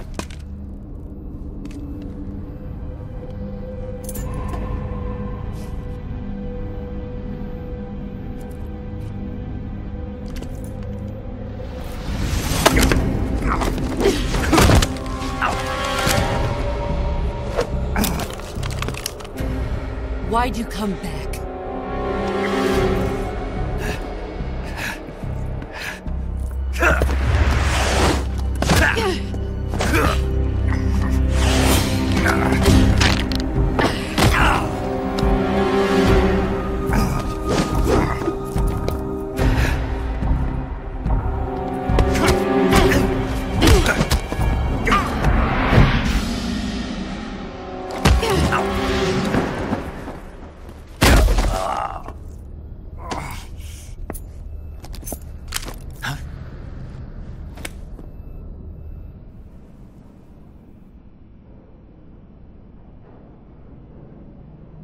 This woman was found snooping around my underground vault.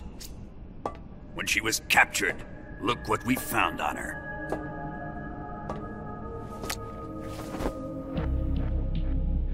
The Philosopher's legacy.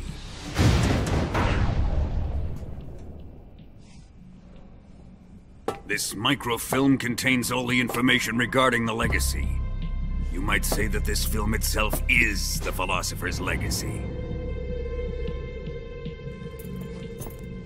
It was the smell that gave her away. No, not the perfume. It was gasoline. Motorcycle gasoline. She reeked of it. To think that lovely Tatiana was a spy. We found this radio along with her too.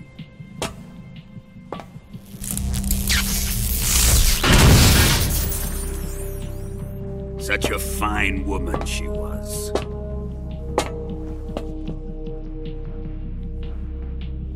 It almost pains me to have to kill her.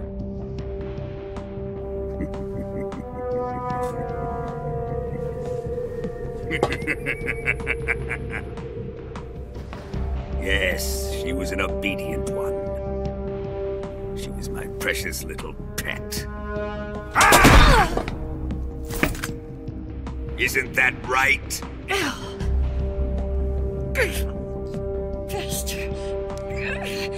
What was that? Do you have something to say to me? Go to hell.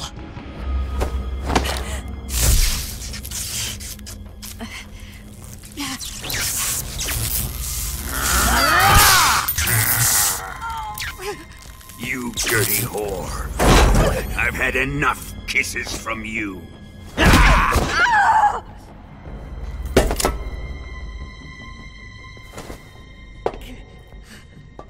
should have known. Sokolov wasn't man enough to have a lover like that. Just like the KGB to send something so beautiful, yet so deadly. What is the Philosopher's legacy? Very well. During the last Great War, the most powerful men in America, China, and the Soviet Union had a secret pact. The pact was a blueprint for defeating the Axis powers and creating a new world order. To secure victory in the war, the three countries pooled their resources to conduct the most covert types of operations and research. The atomic bomb, rocket technology, the Cobra unit. And they amassed an enormous sum of money to fund these projects, enough to fight the war 5 times over. That wealth is the Philosopher's legacy. After the war was won, the three countries were to divide the Philosopher's legacy amongst themselves. This explains why the United States and the Soviet Union were able to steal away the best scientific minds in Germany as soon as the war ended. But our great motherland has far surpassed its pathetic rivals. We possess enormous wealth, the most advanced technology, and overwhelming power, assets fitting of our great country. My father was one of the men in charge of managing the Philosopher's legacy.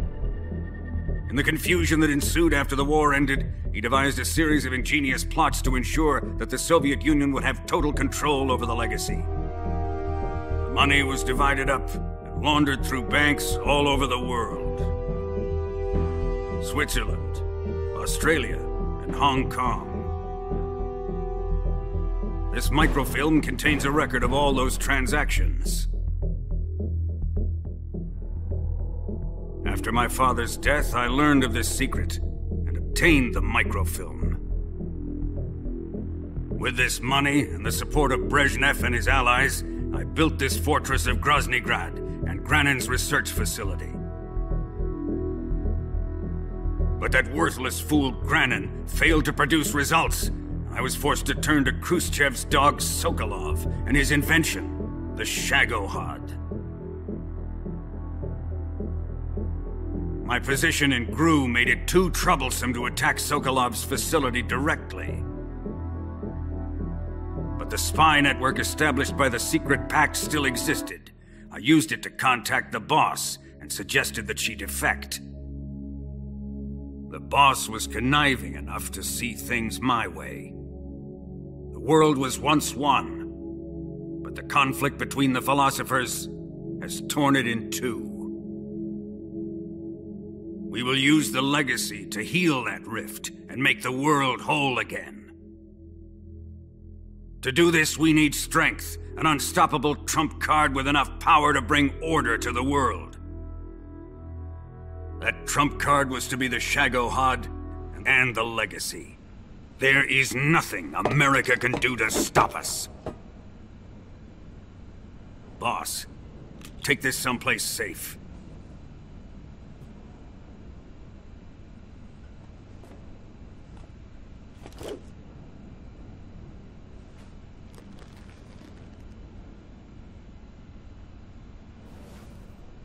Take good care of it.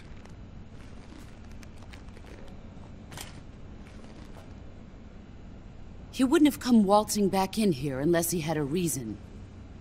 The C3's been stolen. He must be planning some sort of sabotage. I'll go see if there are any surprises waiting for us. I'll dispose of her as well.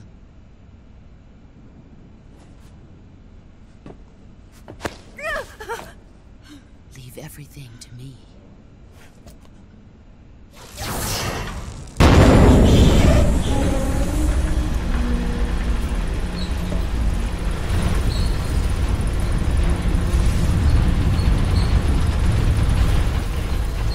This is a once-in-a-lifetime battle. Let's make it a good one.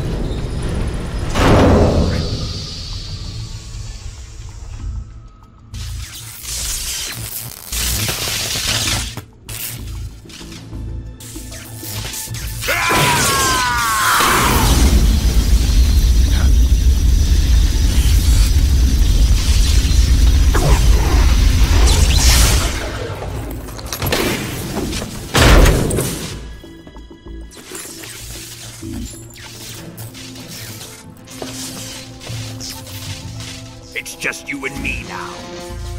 And I'm gonna enjoy this. Snake!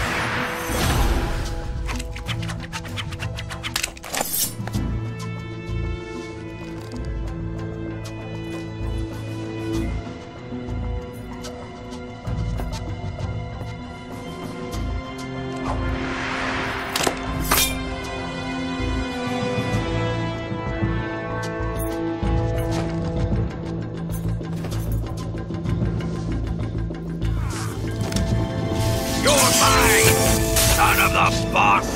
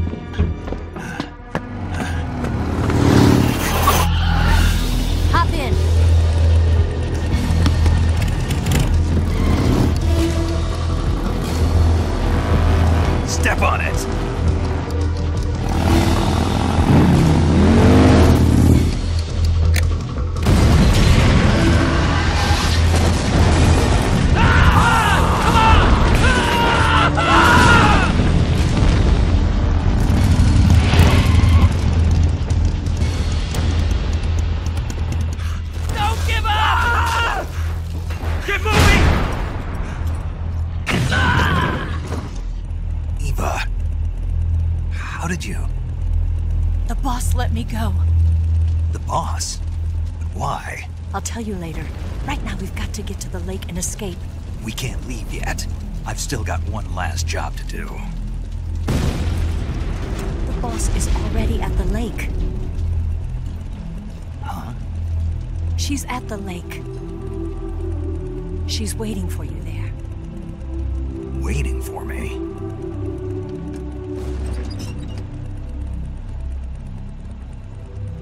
I was hoping I wouldn't have to tell you.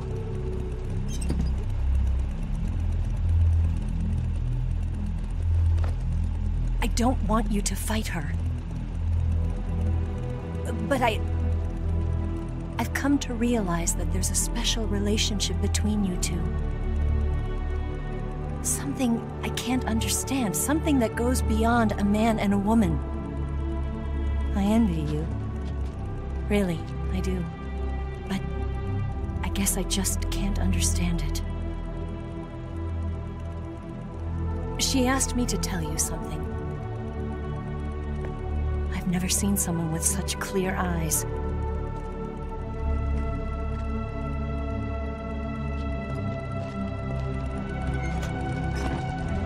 There. I said it. Ready to go? Yeah.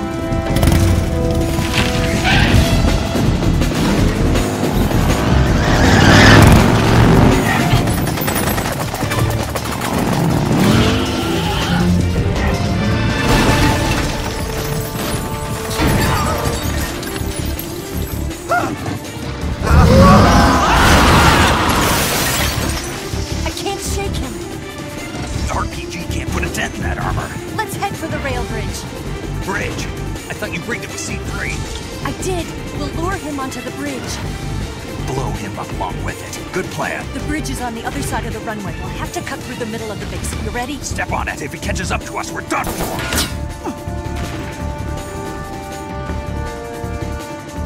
Okay, here we go!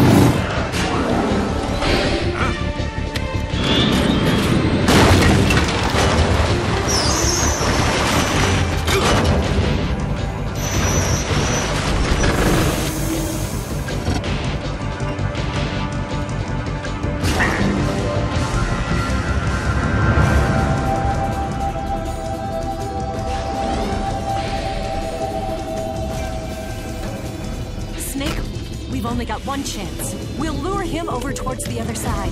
When the Shagohod is on the bridge, shoot the explosives. The bomb is planted on the strut of the bridge.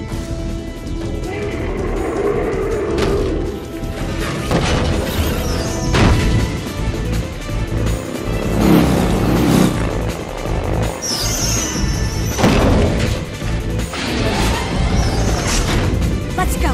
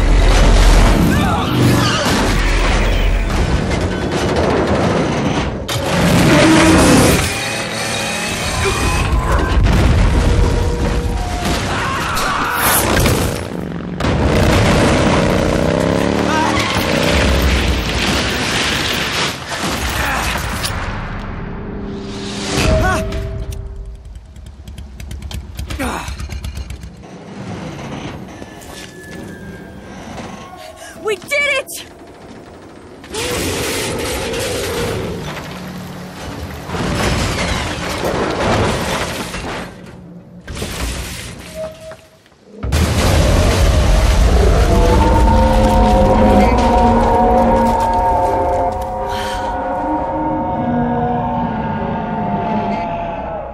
It's over.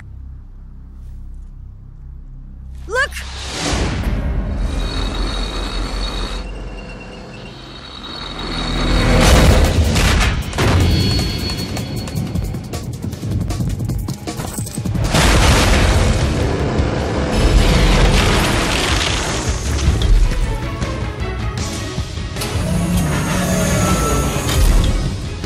I'm not finished yet!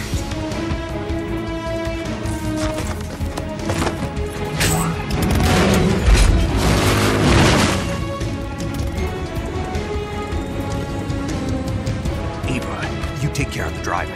Yeah? Yeah, I trust you. On one condition, though, leave the fighting to me.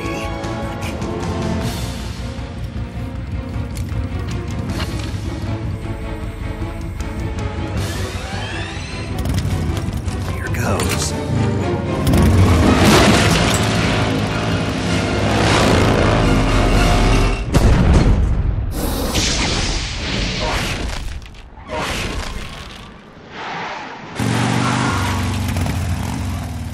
Did we beat him? No.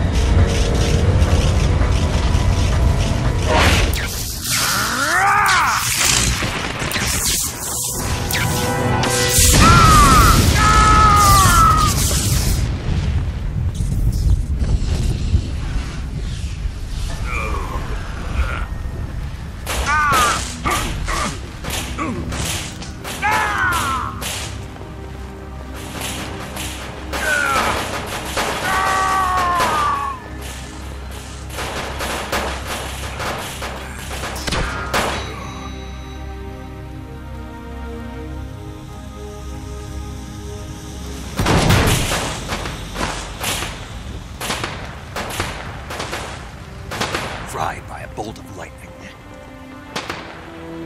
A fitting end.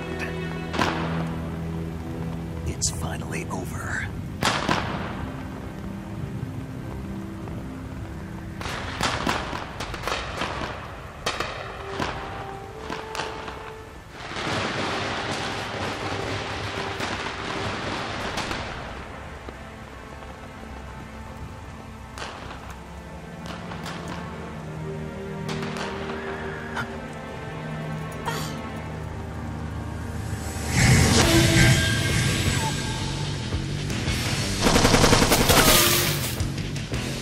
No time for this now. The escape craft is just up ahead.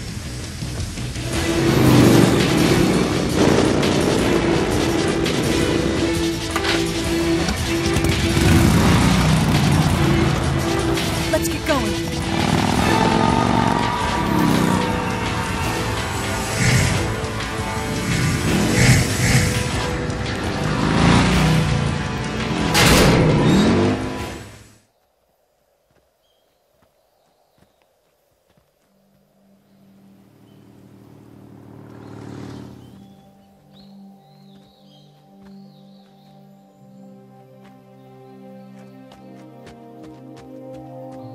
Come on, Snake.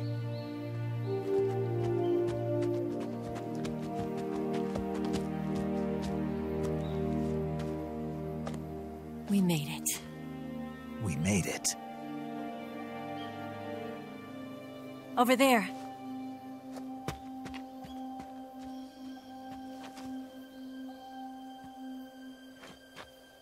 It's the boss, isn't it? I'll go get the wig ready to take off. Right. I'll leave you two alone. But come back in one piece, okay?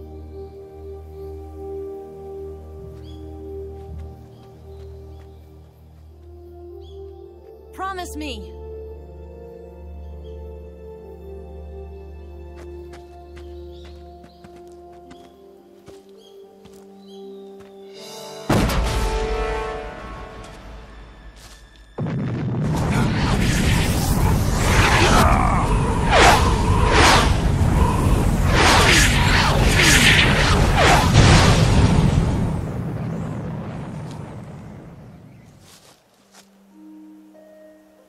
Life's end. Isn't it beautiful? It's almost tragic. When life ends, it gives off a final lingering aroma. Light is but a farewell gift from the darkness to those on their way to die. I've been waiting, Snake, for a long time. Waiting for your birth, your growth, and the finality of today. Boss, why are you doing this? Why? To make the world one again. The world used to be whole. But with the end of the Second World War, the philosophers began to fight amongst themselves, and the world was torn apart. The Cobras, my comrades who trained and fought alongside me, were torn apart as well. The foibles of politics and the march of time can turn friends into enemies just as easily as the wind changes. Ridiculous, isn't it? Yesterday's ally becomes today's opposition. And this Cold War? Think back. When I was leading the Cobras, America and Russia were fighting together. Now, consider whether America and Russia will still be enemies in the 21st century. Somehow I doubt it. Enemies change along with the times, the flow of the ages, and we soldiers are forced to play along. I didn't raise you and shape you into the man you are today just so we could face each other in battle. A soldier's skills aren't meant to be used to hurt friends. So then what is an enemy? Is there such a thing as an absolute timeless enemy? There is no such thing, and never has been. And the reason is that our enemies are human beings like us. They can only be our enemies in relative terms. The world must be made whole again. The Philosophers must be reunited. I will devote my skills to that purpose. And with the Colonel's money, I will achieve that end. Just as I once created the Cobras. They are my family. I may no longer be able to bear children, but I still have a family. 2 years ago, I faced the Sorrow, my old comrade, in battle. He was my friend. But one of us had to die. I was left with no choice. The Sorrow gave his life for me. There is no enmity between us. One must live, and one must die. That was the mission.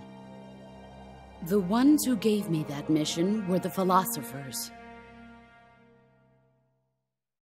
Early in the 20th century, the true holders of power in the United States, the Republic of China, and the newly formed Soviet Union gathered together in a secret meeting that would later be known as the Wise Men's Committee.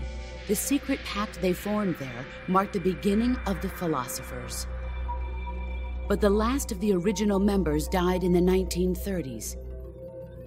After that, the organization began to run out of control, and the Wise Men's Committee degenerated into a mere shell of its former self. The Philosophers of today have no sense of good or evil. Their influence extends to countries and organizations involved in every aspect of every war. They have become war itself. That's how they operate. The sacrifices of war cause a shift in the times. This shift leads to renewed conflict, and in turn triggers the next war. Like a nuclear chain reaction, each conflict sparks countless others, forming an endless spiral that will continue on for eternity. Do you understand what I'm saying, Snake? By consuming me and you, the Philosophers intend to keep that cycle going forever. It was my father who explained all of this to me. He was one of them. You see, I am the last remaining child of the Philosophers. But after he revealed the truth, my father was killed by that same shapeless, formless organization. And my father isn't the only thing the Philosophers have taken from me. In June of 1944, the Cobras and I took part in the landing at Normandy. We'd been given a top-secret mission to locate and destroy enemy V-2 rocket installations. I was pregnant at the time. The Sorrow was the father. I gave birth on the field of battle. A beautiful baby boy. But my child was snatched away from me by the Philosophers.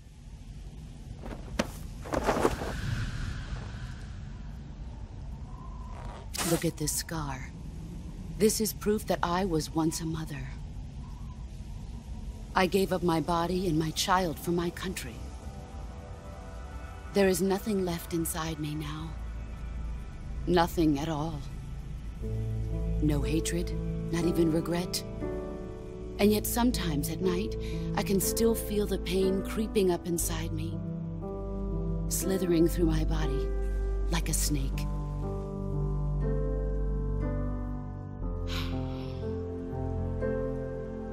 I've never talked this much about myself before. Thanks. Thanks for listening to me.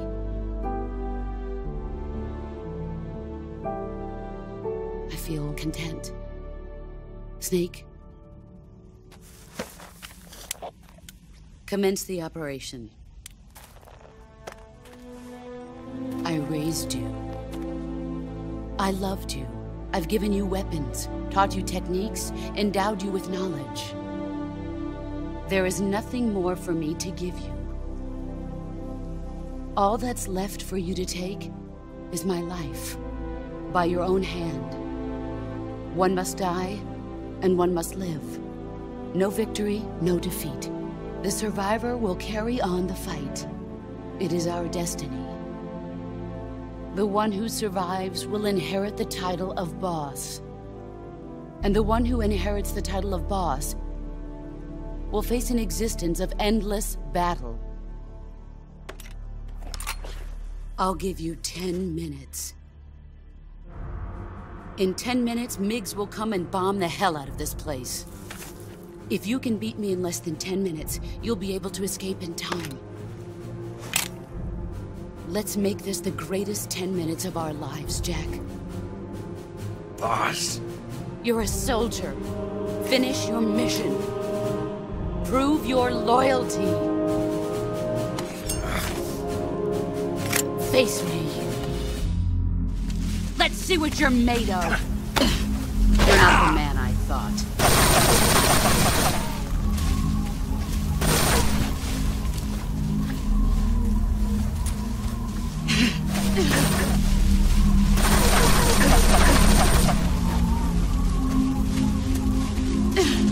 Get ready!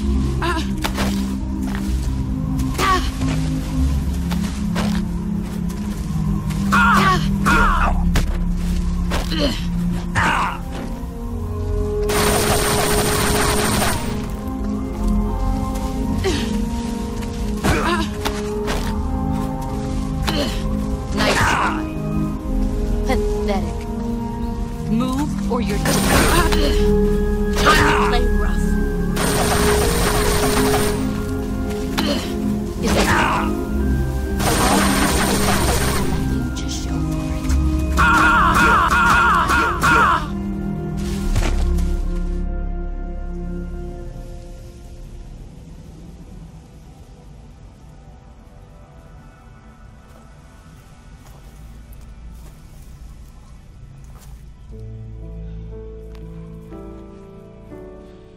Take this.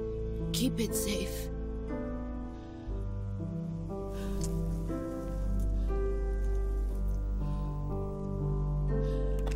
It's our only hope.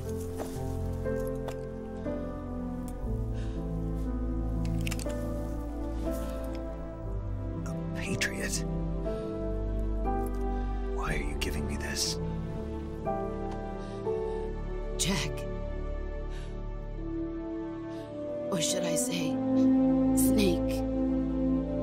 You're a wonderful man. Kill me. Kill me now. Do it.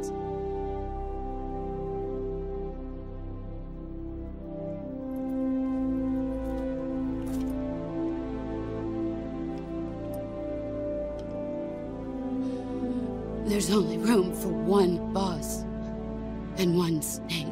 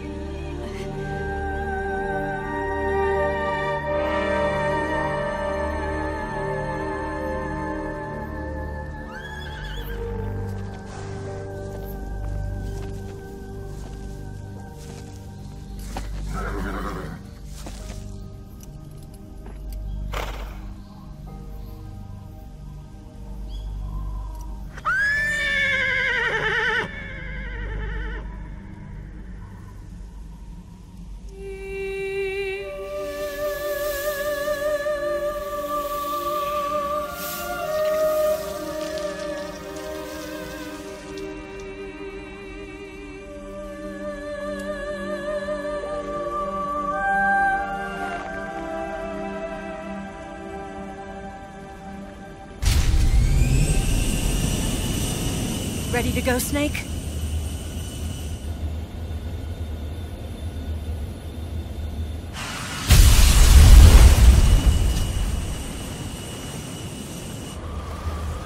Are you okay? Snake? Yeah.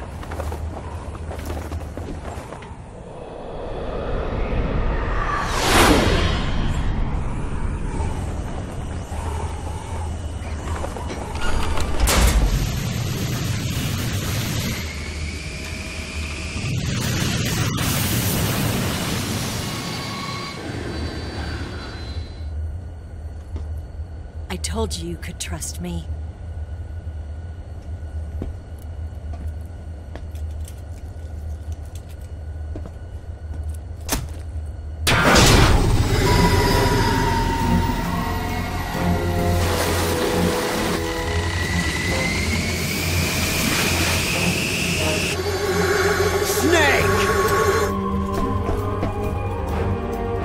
Ocelot! We're not done yet!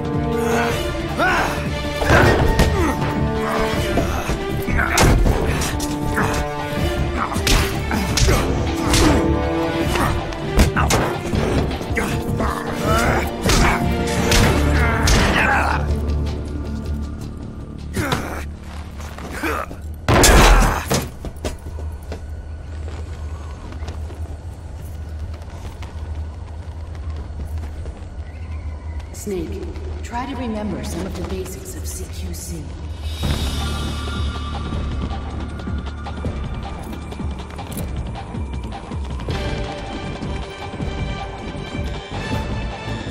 Not good!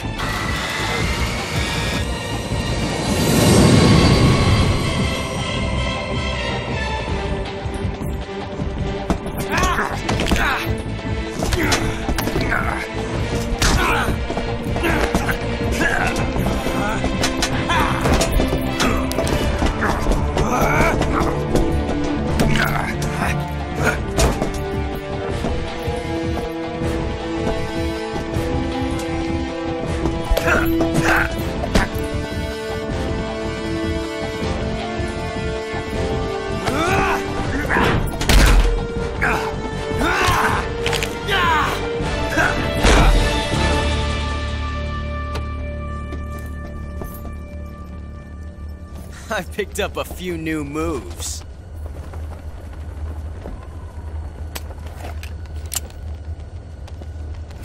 Huh. It doesn't feel right to shoot an unarmed man. But I'll get over it. Eva!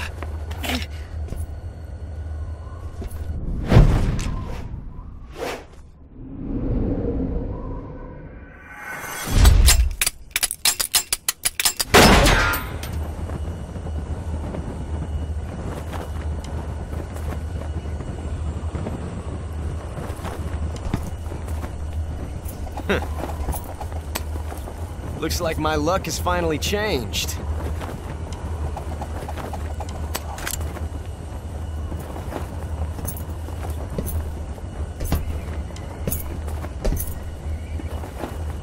Till we meet again, John.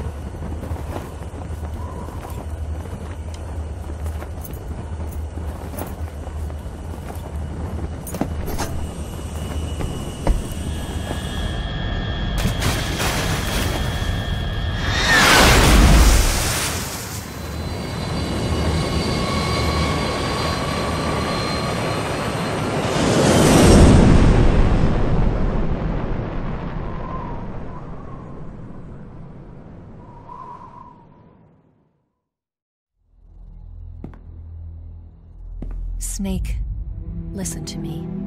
She didn't betray the United States. No. Far from it. She was a hero who died for her country. She carried out her mission knowing full well what was going to happen. Self-sacrifice. Because that was her duty.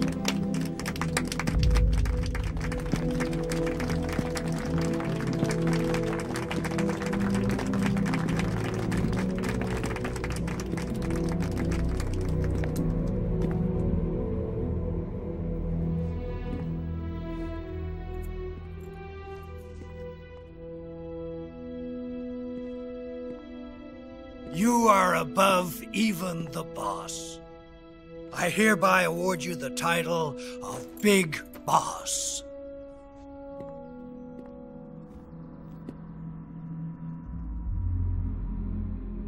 You are a true patriot.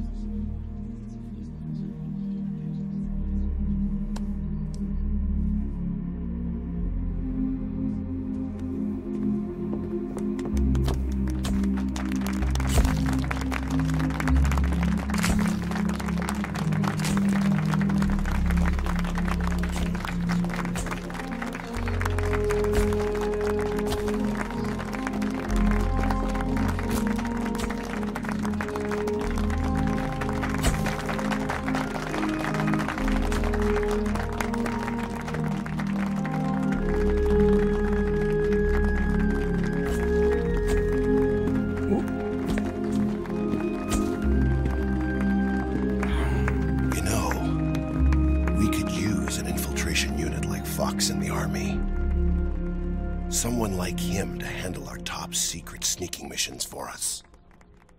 A man who combines the qualities of a soldier and an agent. The boss's defection was a ruse set up by the US government. It was all a big drama staged by Washington so they could get their hands on the Philosopher's legacy.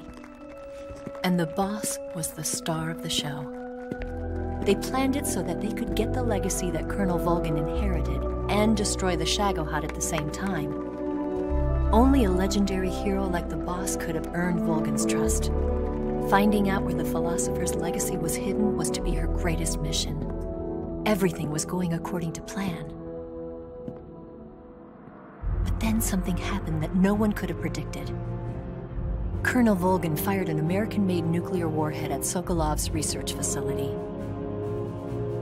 Khrushchev demanded that the US government provide proof that it wasn't involved. They couldn't just abort the operation to steal the legacy. So the operation itself was greatly expanded and revised. The authorities in Washington knew that in order to prove its innocence, they'd have to get rid of the boss, and that one of their own would have to do the job. The public couldn't be allowed to find out about it. Not ever. This, they concluded, would be the best way to keep the whole thing under wraps. The boss wouldn't be allowed to come back home alive, and she wouldn't be allowed to kill herself. Her life would be ended by her most beloved disciple. That was the way the government wanted it. That was the mission she was given, and she had no choice but to carry it out. Her death at your hands was a duty she had to fulfill. Out of duty, she turned her back on her own comrades. A lesser woman would have been crushed by such a burden. The taint of disgrace will follow her to her grave. Future generations will revile her. In America as a despicable traitor with no sense of honor. And in Russia as a monster who unleashed a nuclear catastrophe. She will go down in official history as a war criminal. And no one will ever understand her. That was her final mission. And like a true soldier, she saw it through to the end. But I think she wanted you, of all people, to know the truth. She wanted to live on, in your memory. Not as a soldier, but as a woman. But she was forbidden to tell you herself. And that's why she told me. Snake, history will never know what she did. No one will ever learn the truth. Her story, her debriefing, will endure only in your heart.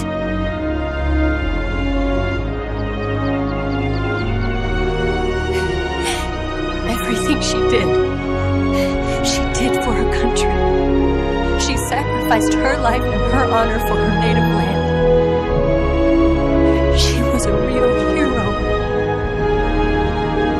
She was a true patriot.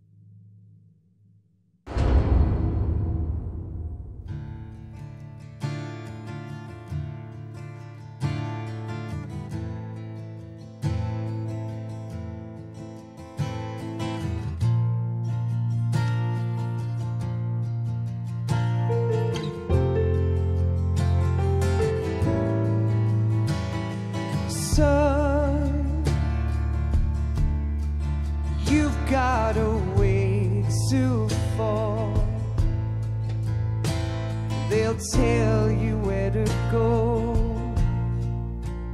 but they won't know. Son, you'd better take it on. They'll tell you what they know, but they won't show.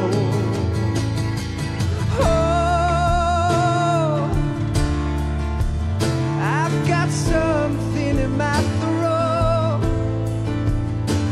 I need to be alone while I suffer. Son, you've got a way to kill. They're picking on you still, but they don't know. Son, you'd better wait to shine. They'll tell you what is yours, but they take mine. Oh, I've got something in my throat.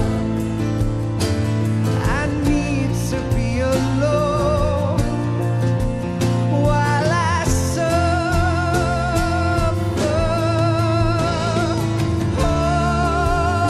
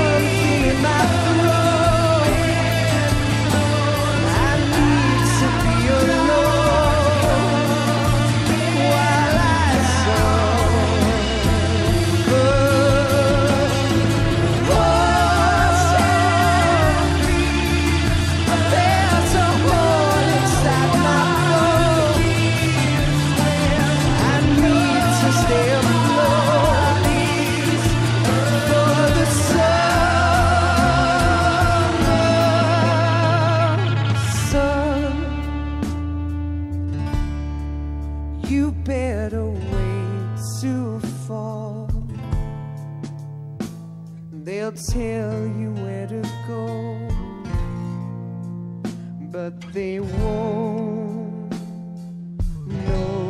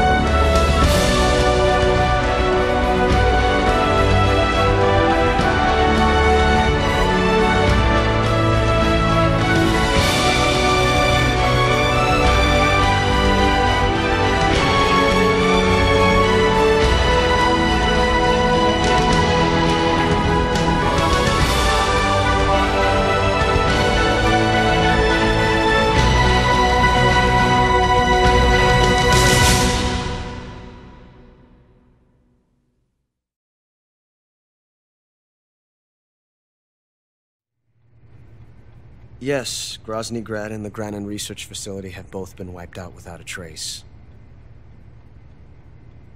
I understand, sir, but they were necessary sacrifices. Yes, the CIA has taken care of the boss themselves. I believe the White House will be satisfied. Khrushchev is finished. Your time has finally arrived.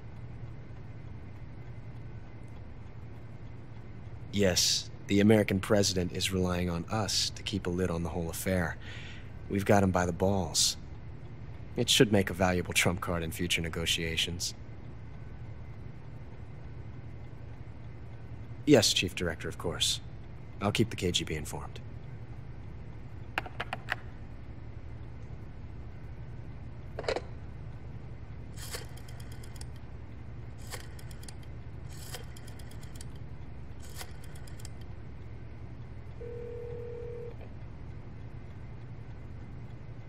Yes, it's me. The boss has accomplished her mission.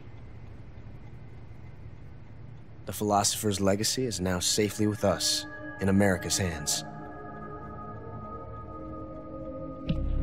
With this money, yes, the Philosophers can finally be revived. I'm afraid so. Only half the money has made it back to the United States. The KGB must still have part of the legacy. Yes, the weapon has been reduced to ashes. That's right. Grozni Grad has been obliterated by the Davy Crockett we brought in as well. Yes, that was the boss's work too. Speaking of which, I've obtained something from Grannin that you might find interesting. It's a revolutionary new nuclear attack system. Perhaps it might just come in handy someday. Yes, we have Snake to thank for that. Khrushchev believed it as well. Yes, they bought our story. I don't think they'll be making a fuss. The secondary alert has been lifted as well. And the Soviets still haven't discovered my true identity. They have no idea that I've been triple-crossing them. I will continue my activities as a contact for the new government. Yes, it appears that no one knew that I was Adam. Of course, I am always at the CIA's disposal, Mr. Director.